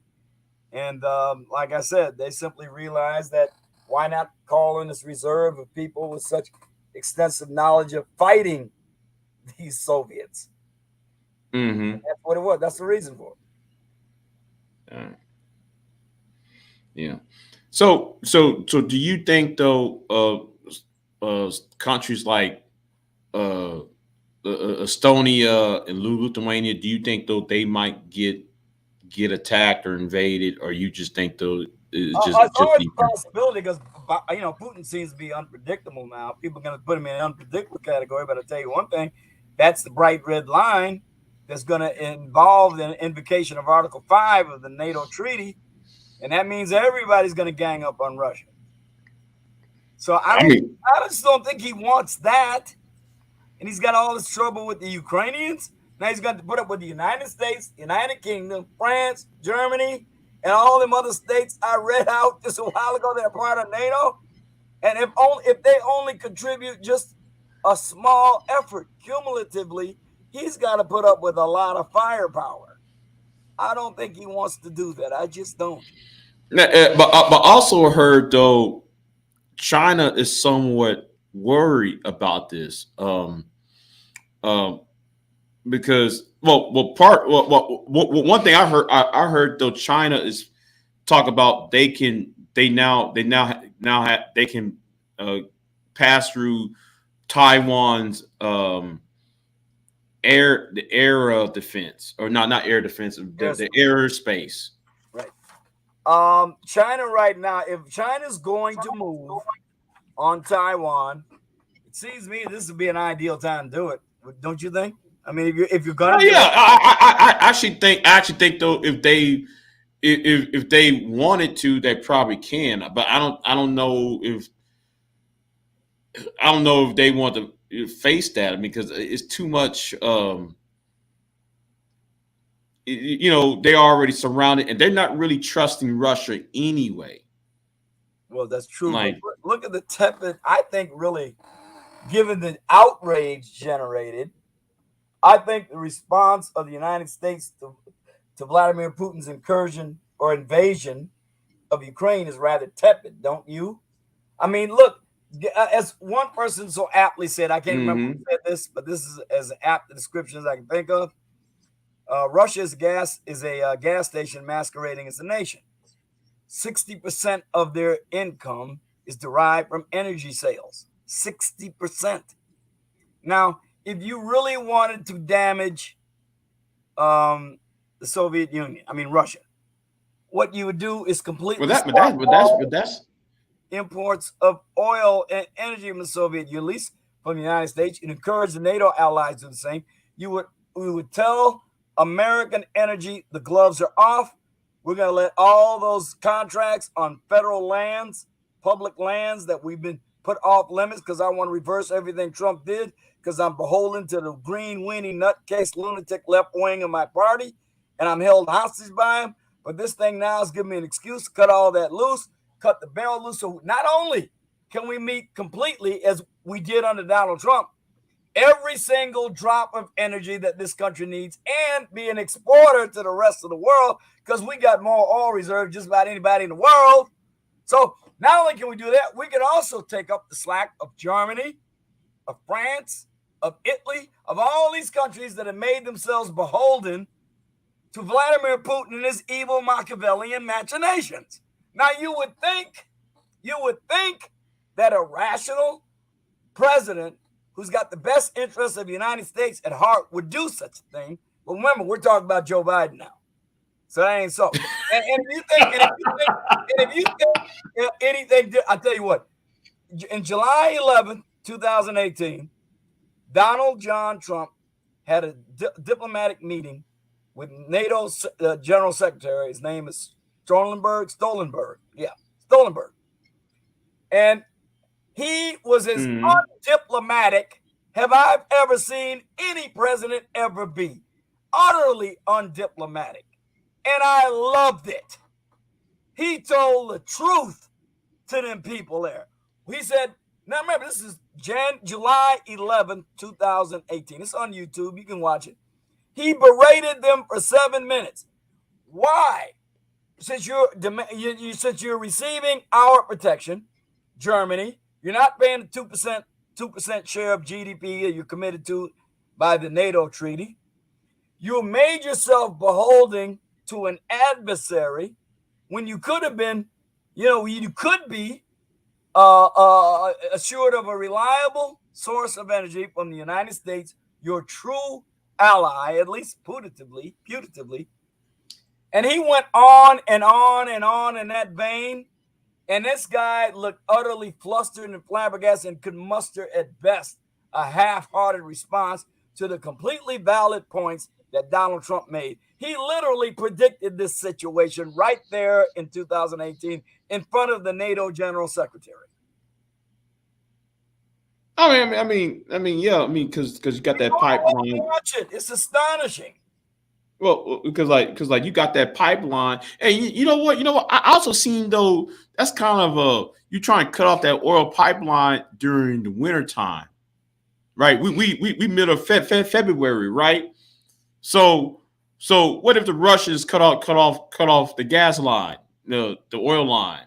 Well, we're buying 10 million barrels of oil from Russia a month right now after the invasion of Ukraine. We're still buying it, and he has no plans to disrupt. You always, well, we don't want to disrupt, discomfort our allies by doing this with Russia. We can make up to the slack. And by the way, our energy is cleaner than theirs. We have sweeter crude.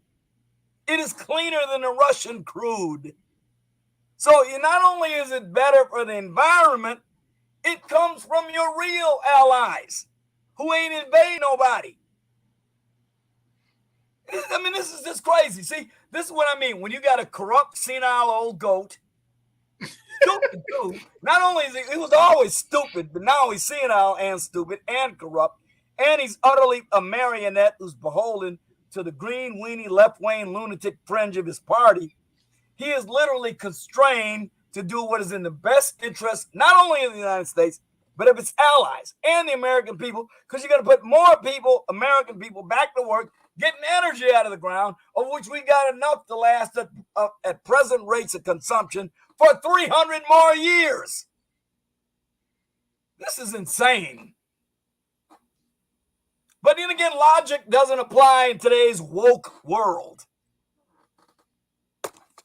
Hold on. NY Songman, we put him in the chat room. He said, maybe I asked the wrong question. Try this. How did Russia become an enemy so quickly after all but destroyed the Nazis in behalf of the world? How? Well, again, as I said earlier, I acknowledge completely the almost insuperable role of the Soviet Union defeating Nazi Germany. There's no doubt about it. I'm not going to make any bones about it. They took all the casualties. They killed most of the Germans who were killed in the war. There's no doubt about it.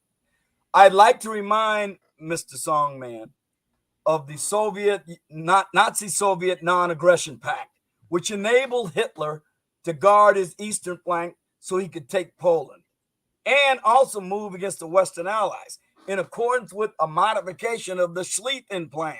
Because guess what? Hitler didn't want another two-front war. He wanted to make sure, at first, he wanted to avoid a two-front war. That was the purpose of the Nazi-Soviet non-aggression pact. That enabled Hitler to move against Poland.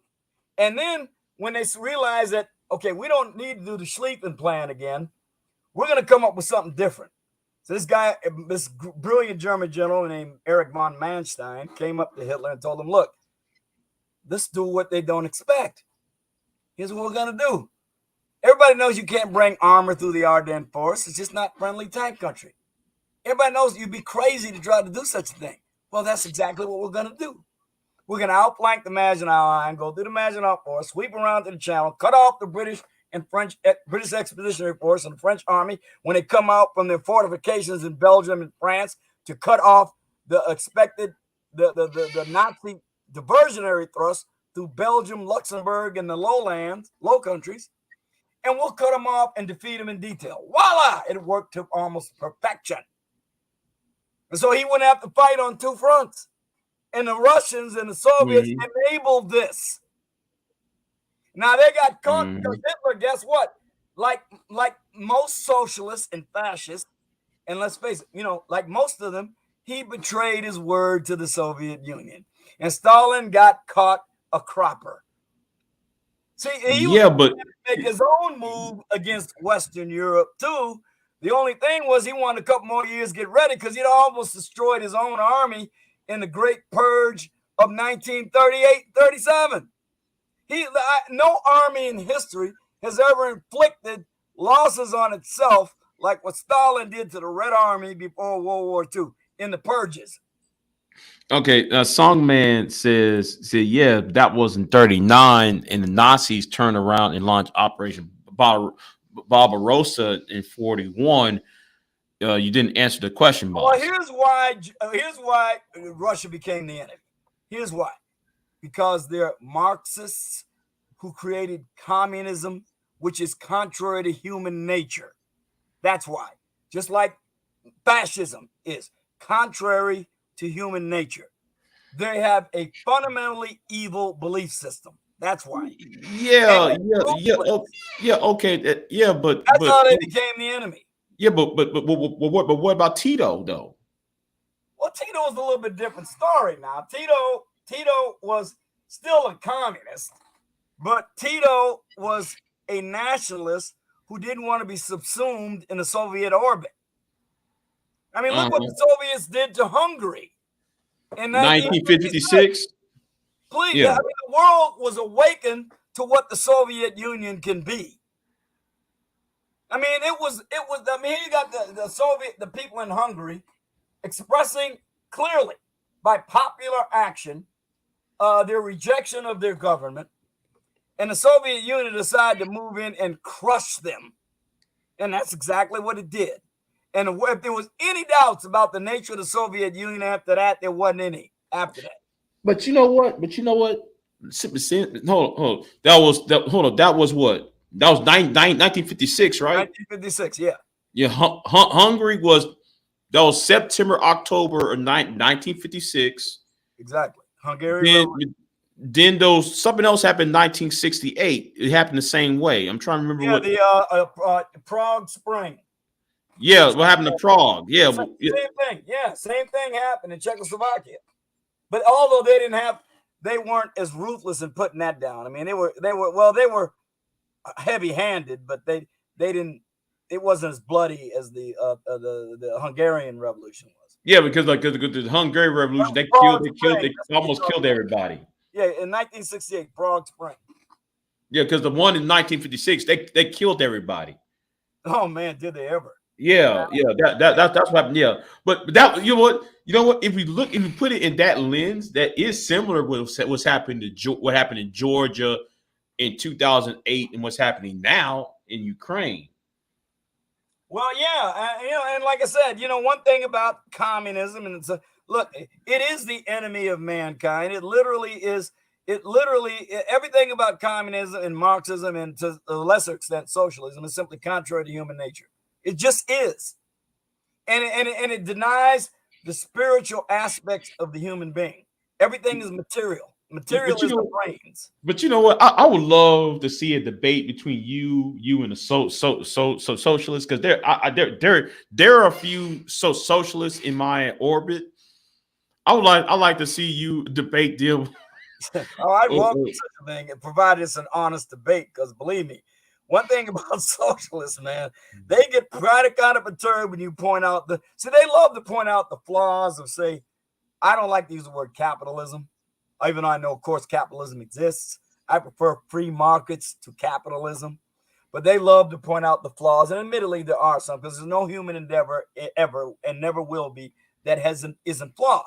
And of course, that includes free markets and that includes capitalism. So it's very easy to point out the flaws. But the one thing that they're never able to really do is to say that free markets is contrary to human nature. That they cannot do, because the people who went to Plymouth Rock discovered that socialism and communalism, remember, they didn't have communism back then. They did have communalism. They saw that it didn't work, and they damn near starved to death. Well, okay. Then how come socialism is working in Vietnam? It isn't. They got a version of Vietnam and China have a version of free market capitalism that is really very clever. That they allow it for a select few, but they don't allow it for the general population. It's like 10% of the population is in the free market in China, and the rest of them are a bunch of peasants working and toiling under the proletariats. Well, I'll tell you what. Let me talk to homegirl out of Vietnam. There's a Vietnamese lady. Have you ever heard of the armchair historian? The name is vaguely familiar, but I'm not really. Well. He do his history videos, right? Yeah. So he got himself in controversy because he was trying to talk about the capitalism. No, he was trying to talk about the Vietnam War through the eyes of a Vietnamese person, right?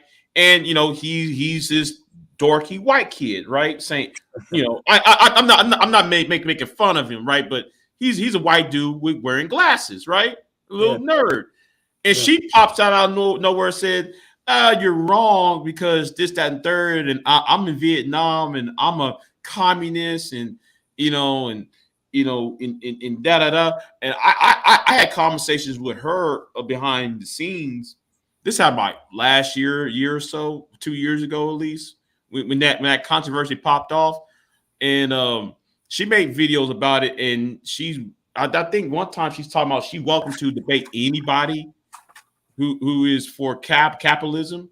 And free markets, not necessarily for capitalism. I don't like capitalism. Oftentimes can be soulless, almost like communism. I'm for free markets. Okay. But here's the thing, though, Jay. You do realize that in today's world, there are only about 4 nations that are officially, declaratively communist. They are China, Cuba, North Korea, and what the hell is the other one? Cuba, North Korea, and Vietnam. That's it. No, there's not another country in the world that officially, even though there's lots of them that are varying degrees of socialist, there are only 4 officially communist nations left in the world, and there's a reason for it, because they're all failures. Well, I think communism only works only in like me. I'm trying to make an argument that's a devil's advocate argument here. It's kind of like, okay, like communism only works in a finite geographical location. It's not like that was a problem between Stalin and what's his rival name? Trotsky. The different, because Trotsky didn't want worldwide communism. He wanted to be nationalistic. Yeah, he was kind of like a national socialist in some ways. Right. Yeah. Right. So in some of the circles I've been around, they're more fans of Trotsky than Stalin. For the expansionist nature of communism, which the worldwide revolution of the proletariat, which is one of the diktats of Marxism, is expressed by Karl Marx. Mm-hmm. So he wasn't necessarily down with that. Right, because for him, he saw the horrors of World War I. He said, and how Eastern Europe was, when they was fighting in Eastern Europe, how it was impractical to advance communism into Eastern Europe. I'm gonna tell you what they figured out, and this is what happened. And this is where they began to make some inroads by pretending they weren't really communists as such. This is what we call cultural Marxism. Remember I'm telling you about cultural Marxism? Yes. All these people in the Institute for Social Research and the Gramscian, people in the Gramscian school and all their fellow travelers, Antonio Gramsci in Italy and all these other guys, they would look around the wake of First World War and they're saying to themselves, all this slaughter, all this fuel destruction, and we just can't understand why only a few monarchies got toppled, and it wasn't a generalized uprising of the workers uniting and a dictatorship of the proletariat established. With a cataclysmic event like World War I, it should have happened. Why didn't it happen?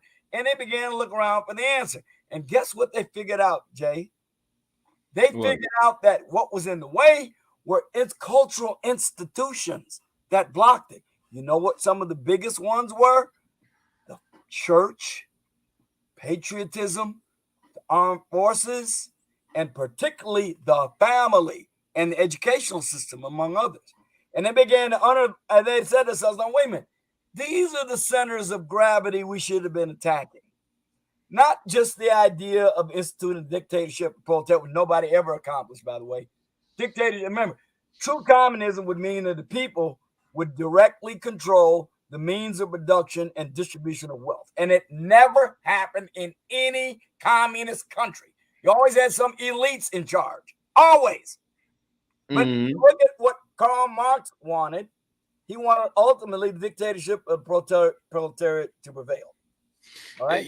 But given what human nature is, since human beings are essentially hierarchical, which is why we do so well with dogs, because they're that way too. That's why dogs get along with us so well. You know, the nature of things being hierarchical, communism just kind of antithetical to human nature. We get together and we assign these things amongst each other. We have division of labor. We got basically in most societies, you got a form of meritocracy. You have leadership positions assigned to people.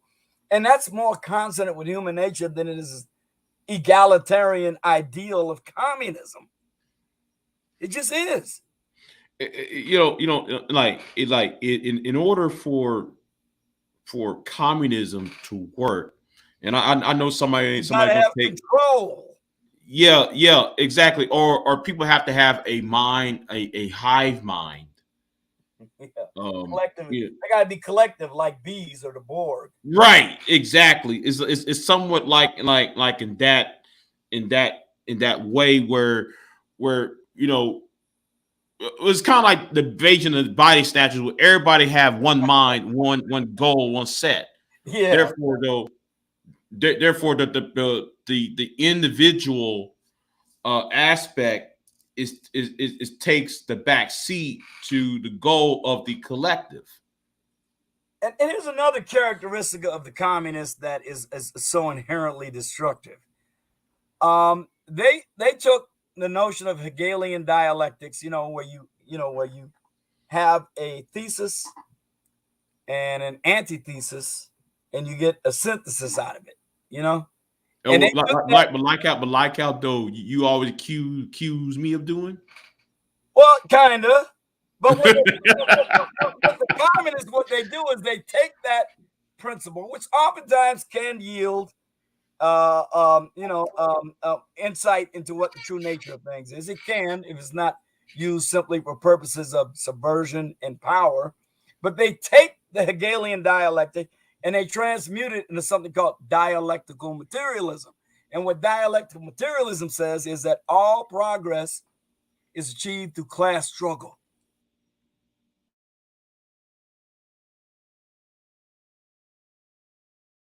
Capitalists, and that he used the term capitalist. You got the capitalists, you got the bourgeoisie, you got the landowners, and all that sort of thing. You got them on one end. They're one group. They're one class. Now on the other end, you got the proletariat. They're the workers who are oppressed by the exploitive class that I just mentioned. And of course, you got the lumpen proletariat too, but Marx didn't rely on them. He didn't like them very much, but they were kind of like the riffraff you really couldn't rely on, like thieves and all that other stuff, and the crooks and criminals who were alienated from both groups. But we're mainly talking about the exploiter class and the proletariat. And the whole idea behind communism is using the tools of dialectical materialism, among others, along with self-criticism and continual criticism and critical theory and all this other stuff. All these tools together, you bring about dictatorship of proletariat. And that's classical Marxism, not communism. Communism is an offshoot of Marxism. But Marxism, per se, has identified by Karl Marx is supposed to get to the dictatorship of proletariat. And again, it's never happened. You can't point out nowhere in the world, in any nation, where it ever happened. Never. Not once. It always gets corrupted into, and that's why everybody says, well, all these commies and socialists, well, the reason communists that work because it ain't been done right. I'll submit to you, it can't be done right. It's too contrary to human nature. That's why it always fails. Well, I could agree with you on that. It's just that I just think though the only way it would work if people just was not individuals that was just like controlled like robots at Well, an ideal society is going to have a mixture of the collective and the individual. There's always a balance between that. That's what was so brilliant about the founding of the United States. It sought to achieve the proper balance between liberty. You know me, I'm always talking about liberty, which is freedom from arbitrary and capricious government control, as opposed to freedom, because my notion of freedom might be to knock you in your jaw and take your wallet. And obviously, I should be restrained from such a thing. Right. So the whole idea is to have a tension and a balance between liberty and freedom. And that's what I think the founding fathers of the United States, when through the Declaration, the founding document of the United States, and the Constitution, were able to do more brilliantly than anyone before or since. I'm gonna ask you something. I'm gonna ask you something, Sarge. Since we're talking about freedom versus liberty, right? What is your idea? Because I noticed that you rail against the left all the time. You call hell, you even called me a communist one time. I might have been wrong if I did that, Jay. You ain't that for you, but you're kind of like a somewhat extreme libertarian. You're not a communist.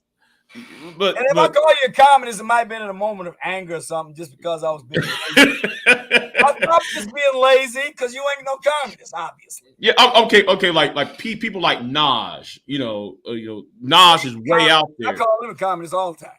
Man, Naj, when you have a conversation with Naj is way to the left. You be like, oh, he's a communist. The only problem is he don't want to admit it. Because he be claiming, well, I'm not a communist. I'm looking at you, man. You just admit.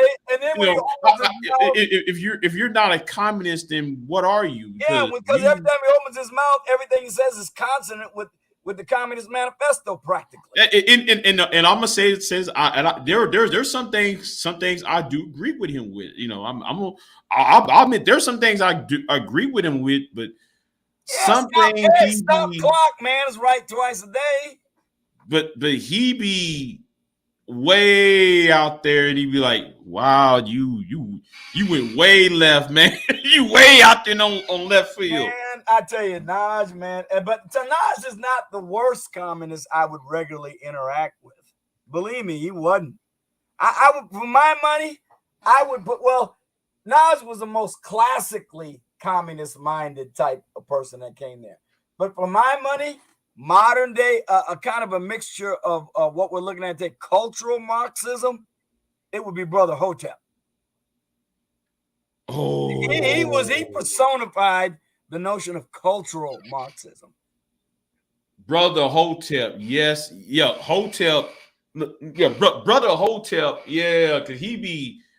I mean, yeah. Was he not the personification of cultural Marxism or what?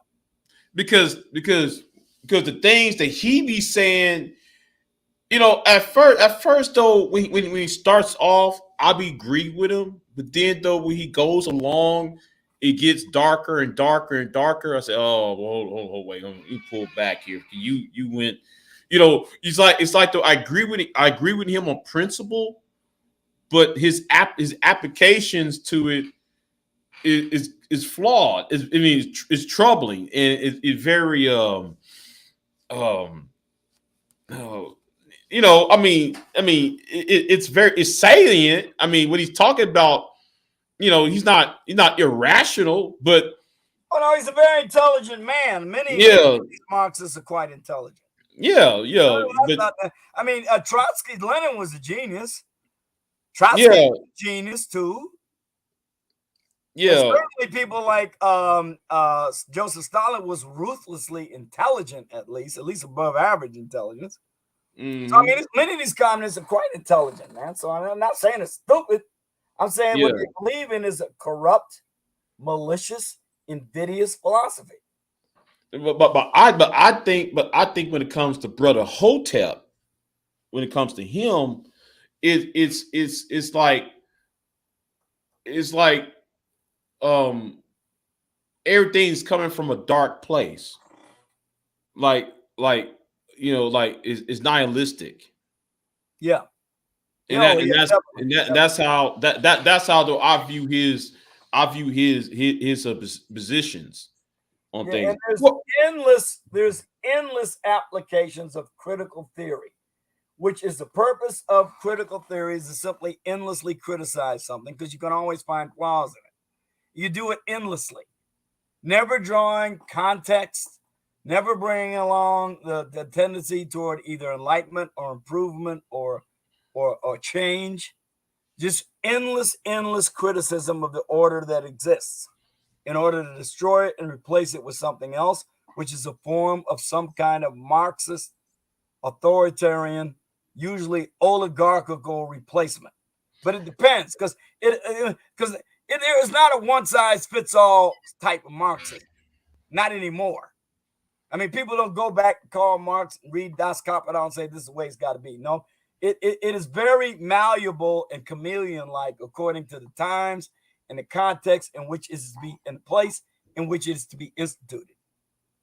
Mm-hmm.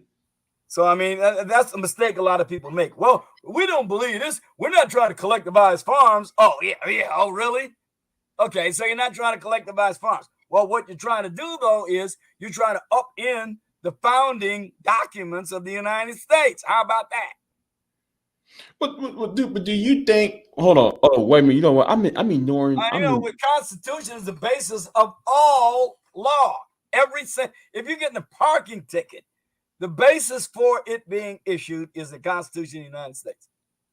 If you get a ticket for a dog leash law, the basis for that law existing and being valid is the Constitution of the United States. And that applies to the federal government, the local governments, the state governments, everything.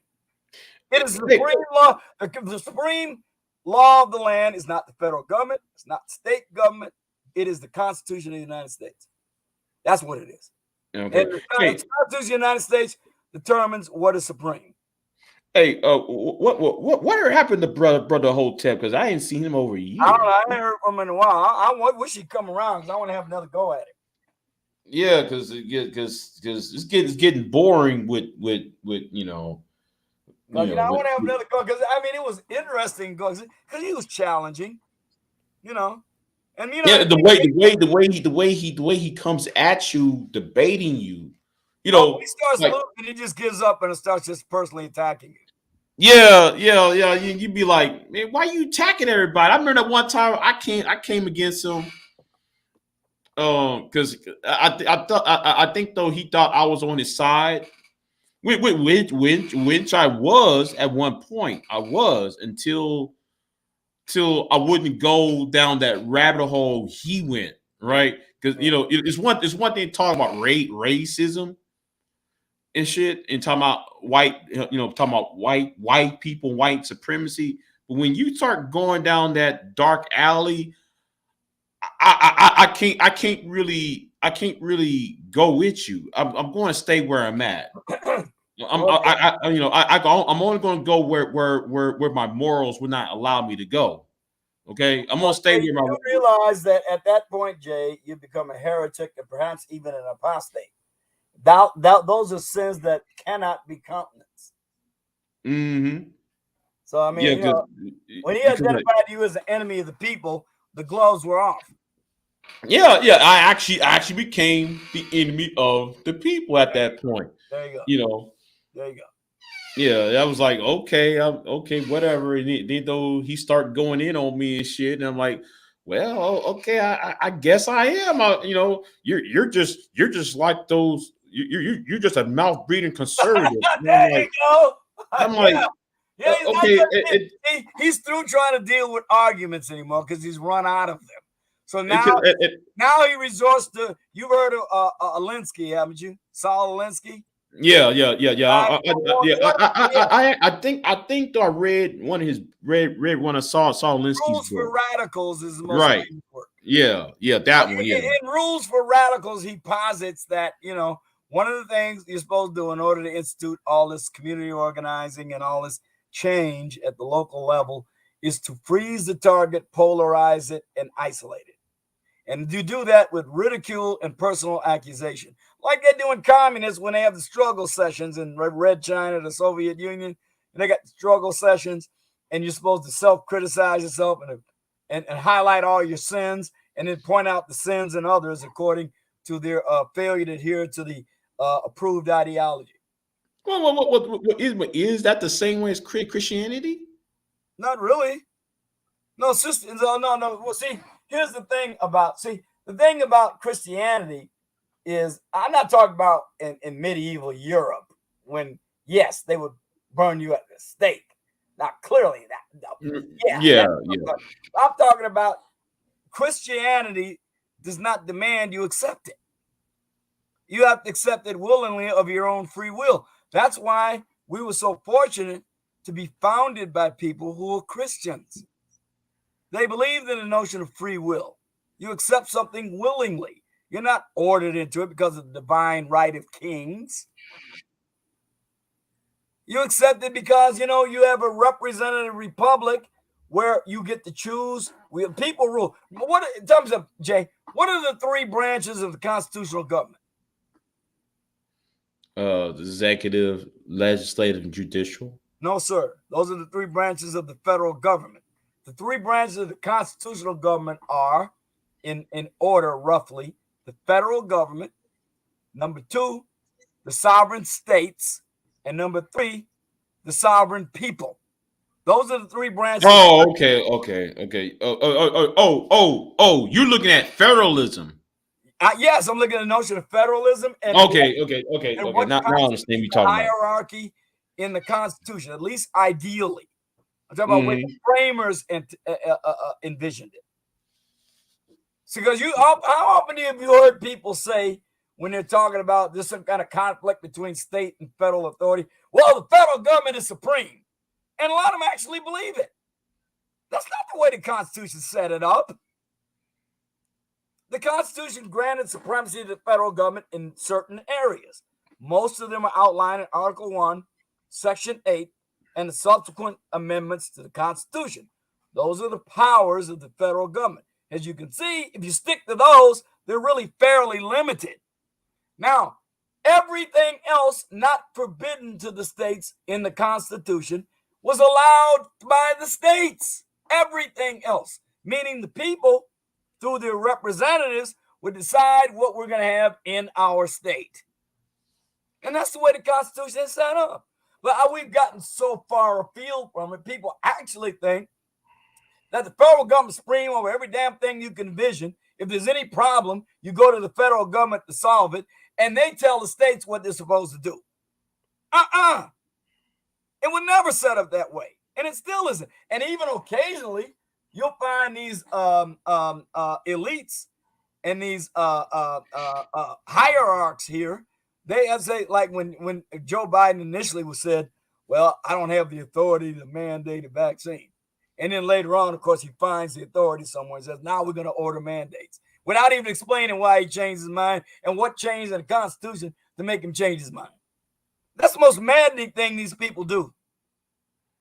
Mm-hmm. They'll say the Constitution grants the authority. Then a few months later, they'll say, well, we're going to do this. They don't even mention the fact that prior to this, they said we didn't have the authority to do it under the Constitution. They don't even mention. They hope you won't notice. That is one of the most maddening things they do, as far as I'm concerned. But do you think, though, the problem is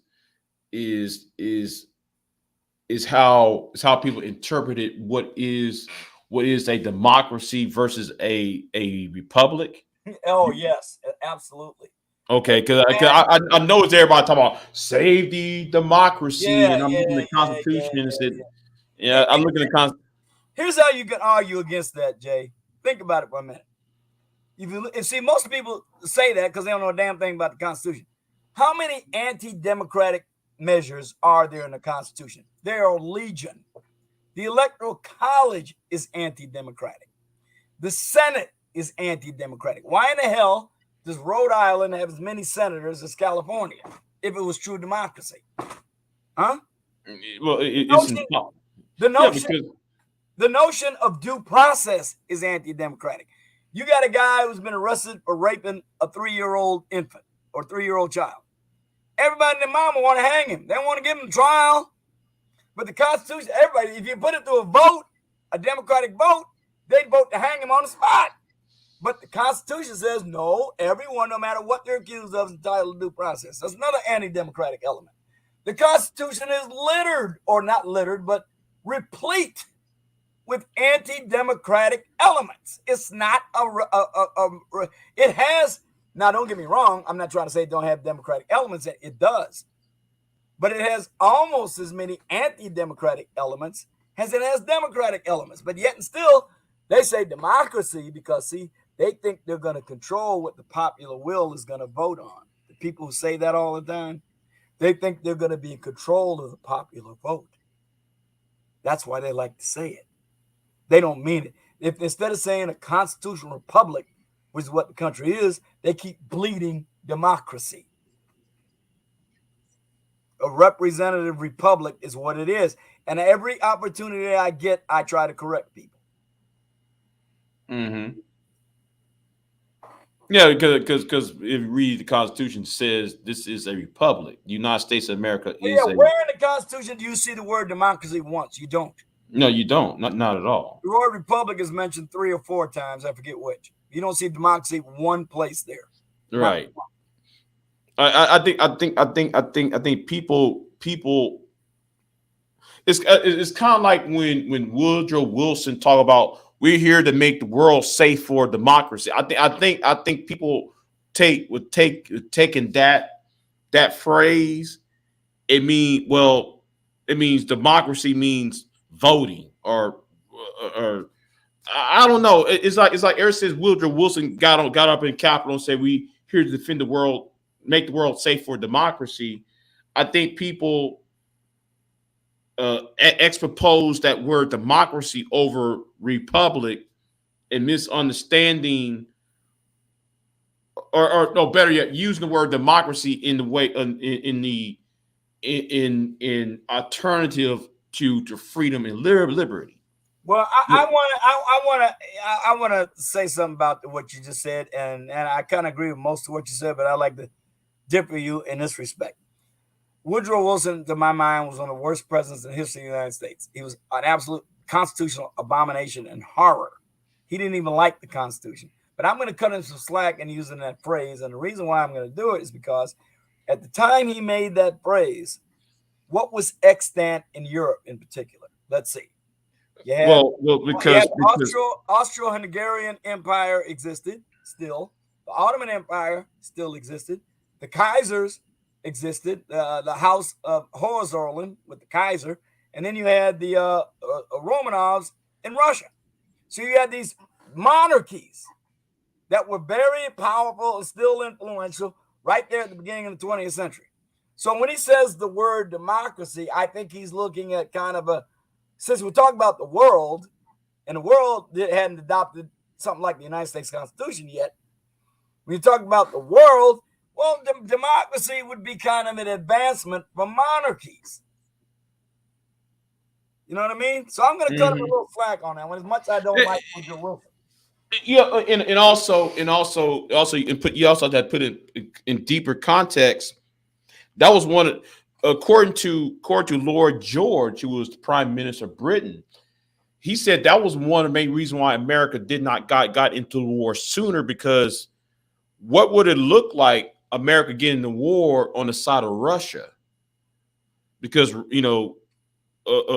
inside, because when Russia had that revolution and that really, because as soon as Russia left, America joined the war in Russia's place. No, actually, no. The United States declared war on Germany in April of 1917, and the Bolsheviks actually by that time the Tsar had been deposed. You had the Duma was in session, and it was the Mensheviks. They weren't outright Bolsheviks. They were Mensheviks. They were socialists, but they weren't. The Bolsheviks didn't take over until November, the November Revolution of 1917. And remember, the United States declared war on Germany in April of 1917. So the Tsar had been deposed by that time. Okay. So, I mean, and then you got to remember, remember too, British is still technically a monarchy, even though the powers of the king and the throne had been attenuated. But it wasn't like the King of England, King of the United Kingdom, or Great Britain, because Ireland still hadn't joined it yet. But the King of Great Britain still didn't have some powers, because he does. The Queen or the King still has some powers. Even then, in 1918, still had some power. So I mean, even though Britain's got a parliament and prime minister and they have elections, still they got the head of state is still the king and the queen. Yeah. But I don't think you can say that the monarchy in England is as oppressive as was the Kaiser or the Tsar or the Ottoman Empire and the Turks and the Ottoman Empire. No, not even close. Right.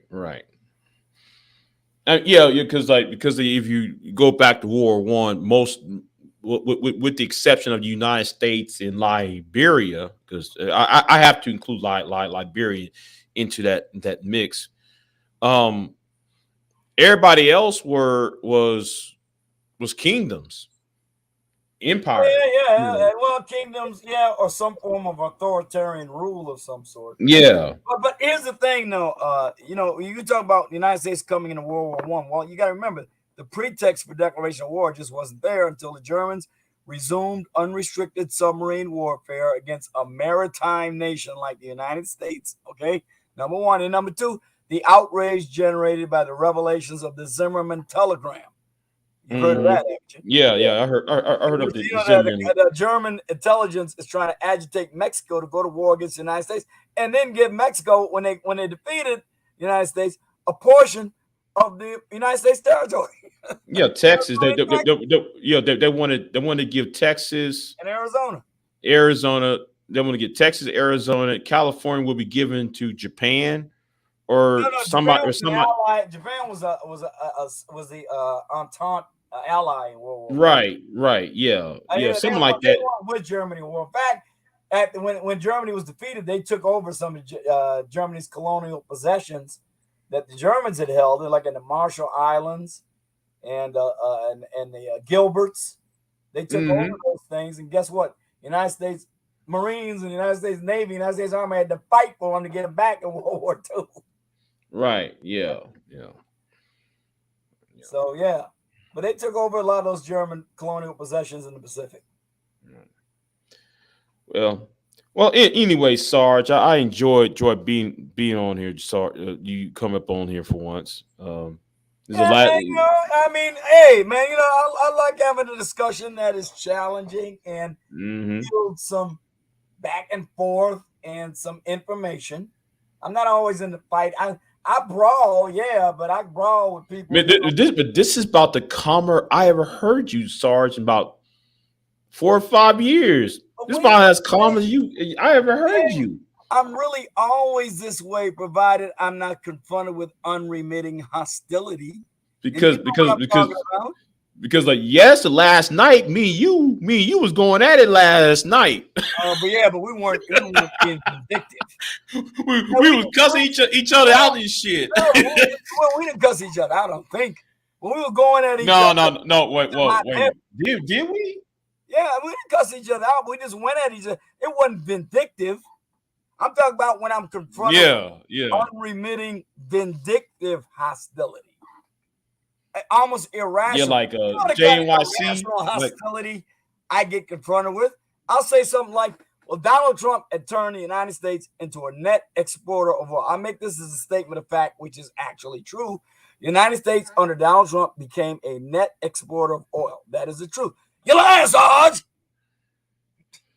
Okay, great. Okay, on that one, Sarge, I'll go ahead and concede on that. I'll concede on that argument. Even though I kind of have a problem with that, I'll sit there and concede on that one. I mean, if you look, when I say net export, you say, well, how much oil did the United States export? How much did it use for domestic use? You simply subtract the difference and you see whether or not you're a net exporter. It's just a matter of fact. It's not even arguable. And if you do that, then the United States winds up being a net exporter of oil. We don't need to import it. We had more than enough our own uses. Yeah, but imagine OPEC. But see, here's the problem. Because of contractual and treaty arrangements, we had to import some oil because this is existing contracts, existing treaty arrangements, which you just can't resolve simply because you ramped up your own energy production. So that's why people get confused about it. Well, we still import. No, like I said, we still import 10 million barrels a month from Russia. Yeah, and that's agreements from World War II. Exactly. Yeah, I mean you can't just because if people like I remember when I was in college, right, and we was having this discussion about why did if Russia was the enemy back then, why did we gave them wheat when they had that famine back in when was that, the 50s? It was I think it was after the war, right? It was right after the war.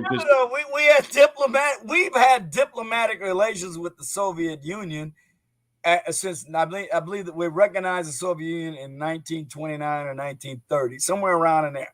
So we've had up until the end of the Soviet Union, we had continuous, uninterrupted diplomatic relations with Russia. That's why. I mean, Soviet Union. Right. And there was never a time from the time we recognized them in the 1930s until they collapsed. The United States had continuous diplomatic relations. We had an embassy in Moscow. They had an embassy in Washington, D.C. We had diplomatic treaties. We gave them diplomatic recognition. They gave us diplomatic. So you got to remember, they weren't enemies in a technical sense. They were adversaries, certainly, but not enemies, because we didn't have a state of war with the Soviet Union. Even though we talked about the Cold War, and we know that they were shooting at us sometimes. We shot at them sometimes. But it wasn't a state of war by any means. We never broke off diplomatic relations. Never, not once. So anytime you've got diplomatic relations with a country, it is always possible to make agreements. Right. And that's why the Soviet Union needed grain and needed foodstuffs. Our farmers needed to sell their product somewhere. So you got a case of mutual benefit.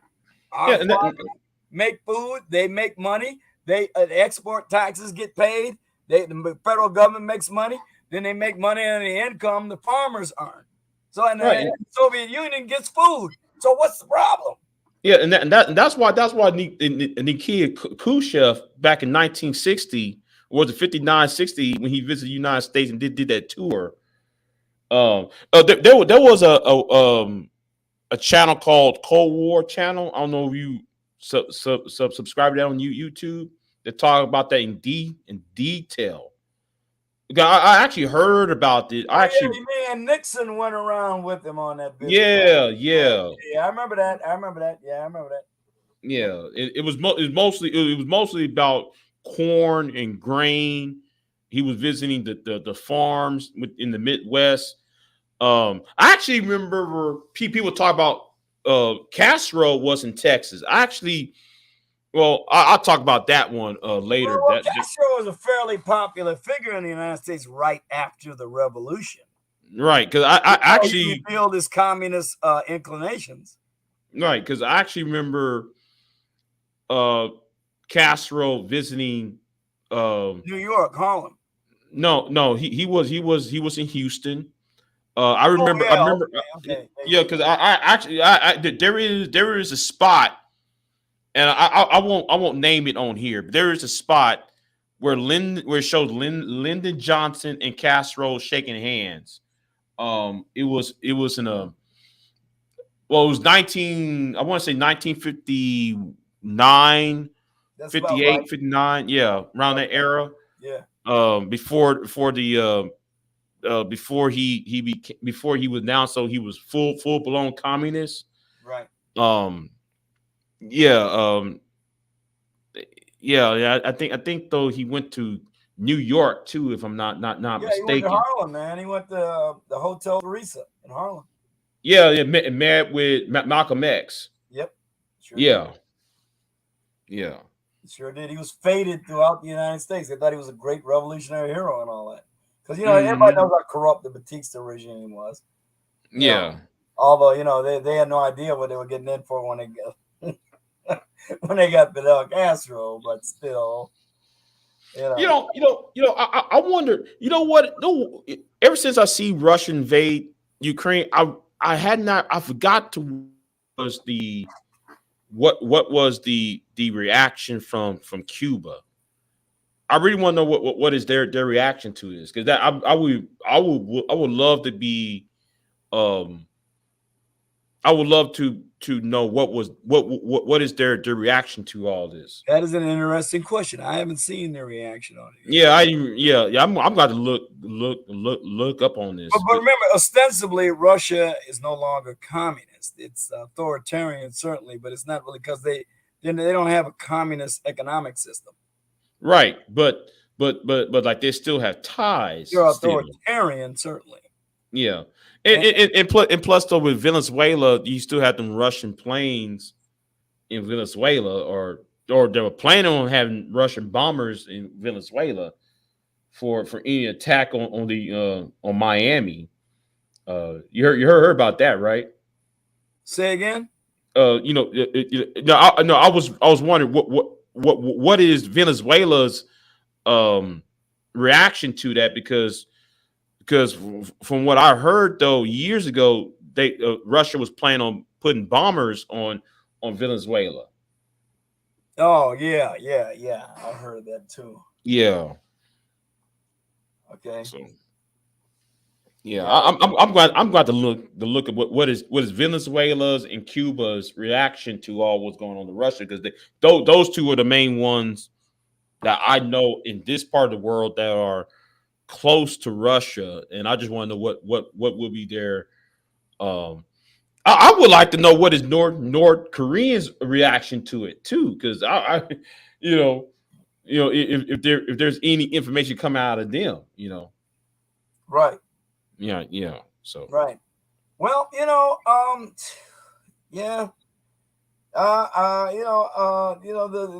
What has happened in the wake of the Soviet Union's collapse was very interesting, because communism really took a nosedive after the Soviet Union went downhill, didn't it? Mm-hmm. It literally collapsed as a result of the weight of its own contradictions. Communism is just not a system that's subject to lasting without the continual ability to subvert other countries. I mean, and remember, because of that doctrine of dialectical materialism. It's like though there is no self-correction, is what you're saying, right? Oh, there's an internal self-correction for not adhering to the ideology and the doctrine. Yeah, there's an internal self. It's ruthless, no less. You become a form of, remember, communists are essentially atheists, or almost always atheists if they're true communists, and their religion is the state and politics. So you become a apostate when you don't adhere to the party line. Well, anyway, I'm gonna end this, Sarge. I appreciate you for dropping by over here. Sure thing. I'll be back again if you don't mind.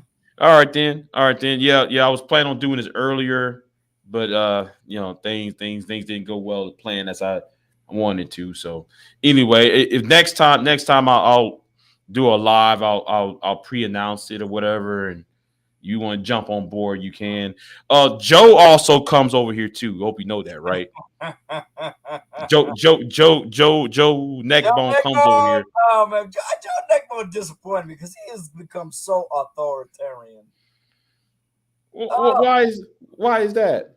He's become so authoritarian. I mean, like, he is all for the party line, man. I mean, really now. Nowadays, he's all in for party line. Hey, have you been familiar with Maurice Delk's channel? With who? With Maurice Delk channel. He's very pro Trump. He comes over here too. No, I haven't been actually. He also has a wife named Kelly Ray. They're both of them are very pro Trump. We get in arguments with them. But I do occasionally. Well, I'm certainly, as you well know, I'm certainly pro-Trump, but I mean, he doesn't do everything right. I mean, I don't mind criticizing with the things he does wrong. Mm-hmm. I mean, but it's amazing how prescient he could be on so many things, and he turns out later to be absolutely right. He never gets credit for it. It's amazing. I mean, the mainstream press, they won't acknowledge a damn thing they were wrong about with Donald Trump, and they will not. I mean, he literally will almost predict it to the T, and gets no credit for it from the mainstream press. Astonishing. Well, like this thing with Russia. He literally said it. And never mind. No. Anyway, I'm gonna get off of here, Sarge. I appreciate you for coming by. Next time, I'll invite you. I get you and Joe Neckbone over here. I bring Art Banaka on here too. You know, and I bring. You know what? I'll bring Mo Reek Delk over here. Yeah, set up so we can have a tag team match, man. Yeah. We might do that. Get the folding chairs ready. Yeah. Since Tyrone is doing Thursdays and ABC doing Fridays. No, not Fridays, but Saturdays. Maybe if I do it every so often in between, over here, so it's all good. Yeah. Anyway, I remember. I remember. This is just one thing I'd like you to remember. I never need agreement. All I need is clarity. That's all. And basic ability. That's all. I don't need to be agreed with. I don't need to be liked. I prefer to be liked and disliked, but it's not necessary. What is essential is clarity. Clarity is all I ask. Clarity. Mm-hmm.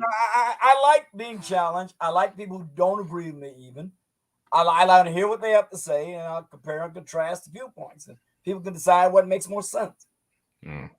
So anyway, so how was your friend in the Ukraine? Is he or he or she? Yeah, well, I'll tell you what. The way I met him was he was a Ukrainian citizen who got a green card and joined the United States Army. And after he got out of the Army, he came in the National Guard. He's in my National Guard outfit. That's how I got to know him. And then, but he went back to Ukraine. And we stayed in touch. And that's how I know him. And I know several other people there through him as a result of it. Yeah. But like I believe he got American citizenship too after he finished his tour of duty, because if you do 3 years in the United States, I get honorably discharged in the Army. I think it's 3 years. I think you have 3 years. You can apply for citizenship. You don't have to go do 6. You can apply for citizenship and get your citizenship as a result of your honorable service in the armed forces. But of course, you got to have a green card to be a non-citizen and enlist in the armed forces. You got to have a green card. Right. And that's how he got his. That's how he got in the Army. But he was a Ukrainian citizen when I met him. Well, anyway, I'm gonna get off. So anyway, I appreciate you for dropping by, Sarge. So I'll see you next time. I'm going to end this. When are you gonna be back on again? By the way, I don't know. I got a lot. I got things that I need to worry about off YouTube. So I might make an announcement. What I'm gonna do I might do like I might schedule another live stream. Right. So if you want to join in, because I might do another live stream about the Ukrainian thing, if war pops off or not. Topics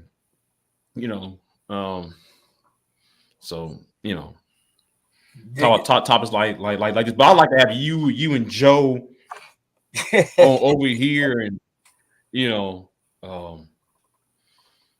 will be interesting. You and Joe Neckbo talk over here, because anyway, I gotta get off of here. So I'll see you next time, Sarge. Take care and be well, and let's all keep open mind and hope this thing in Ukraine doesn't spread any more than it already is. Let's hope it stays contained because it's got the potential for great mischief. Remember, the Russians have got a cyber warfare capability that not many other people can match. I mean, the Russians. Right. Anyway, I'm gonna get off of here. I'm gonna end this right now. So anyway, like, share, subscribe. I'll see you next time. I'm out. Peace. I'm out.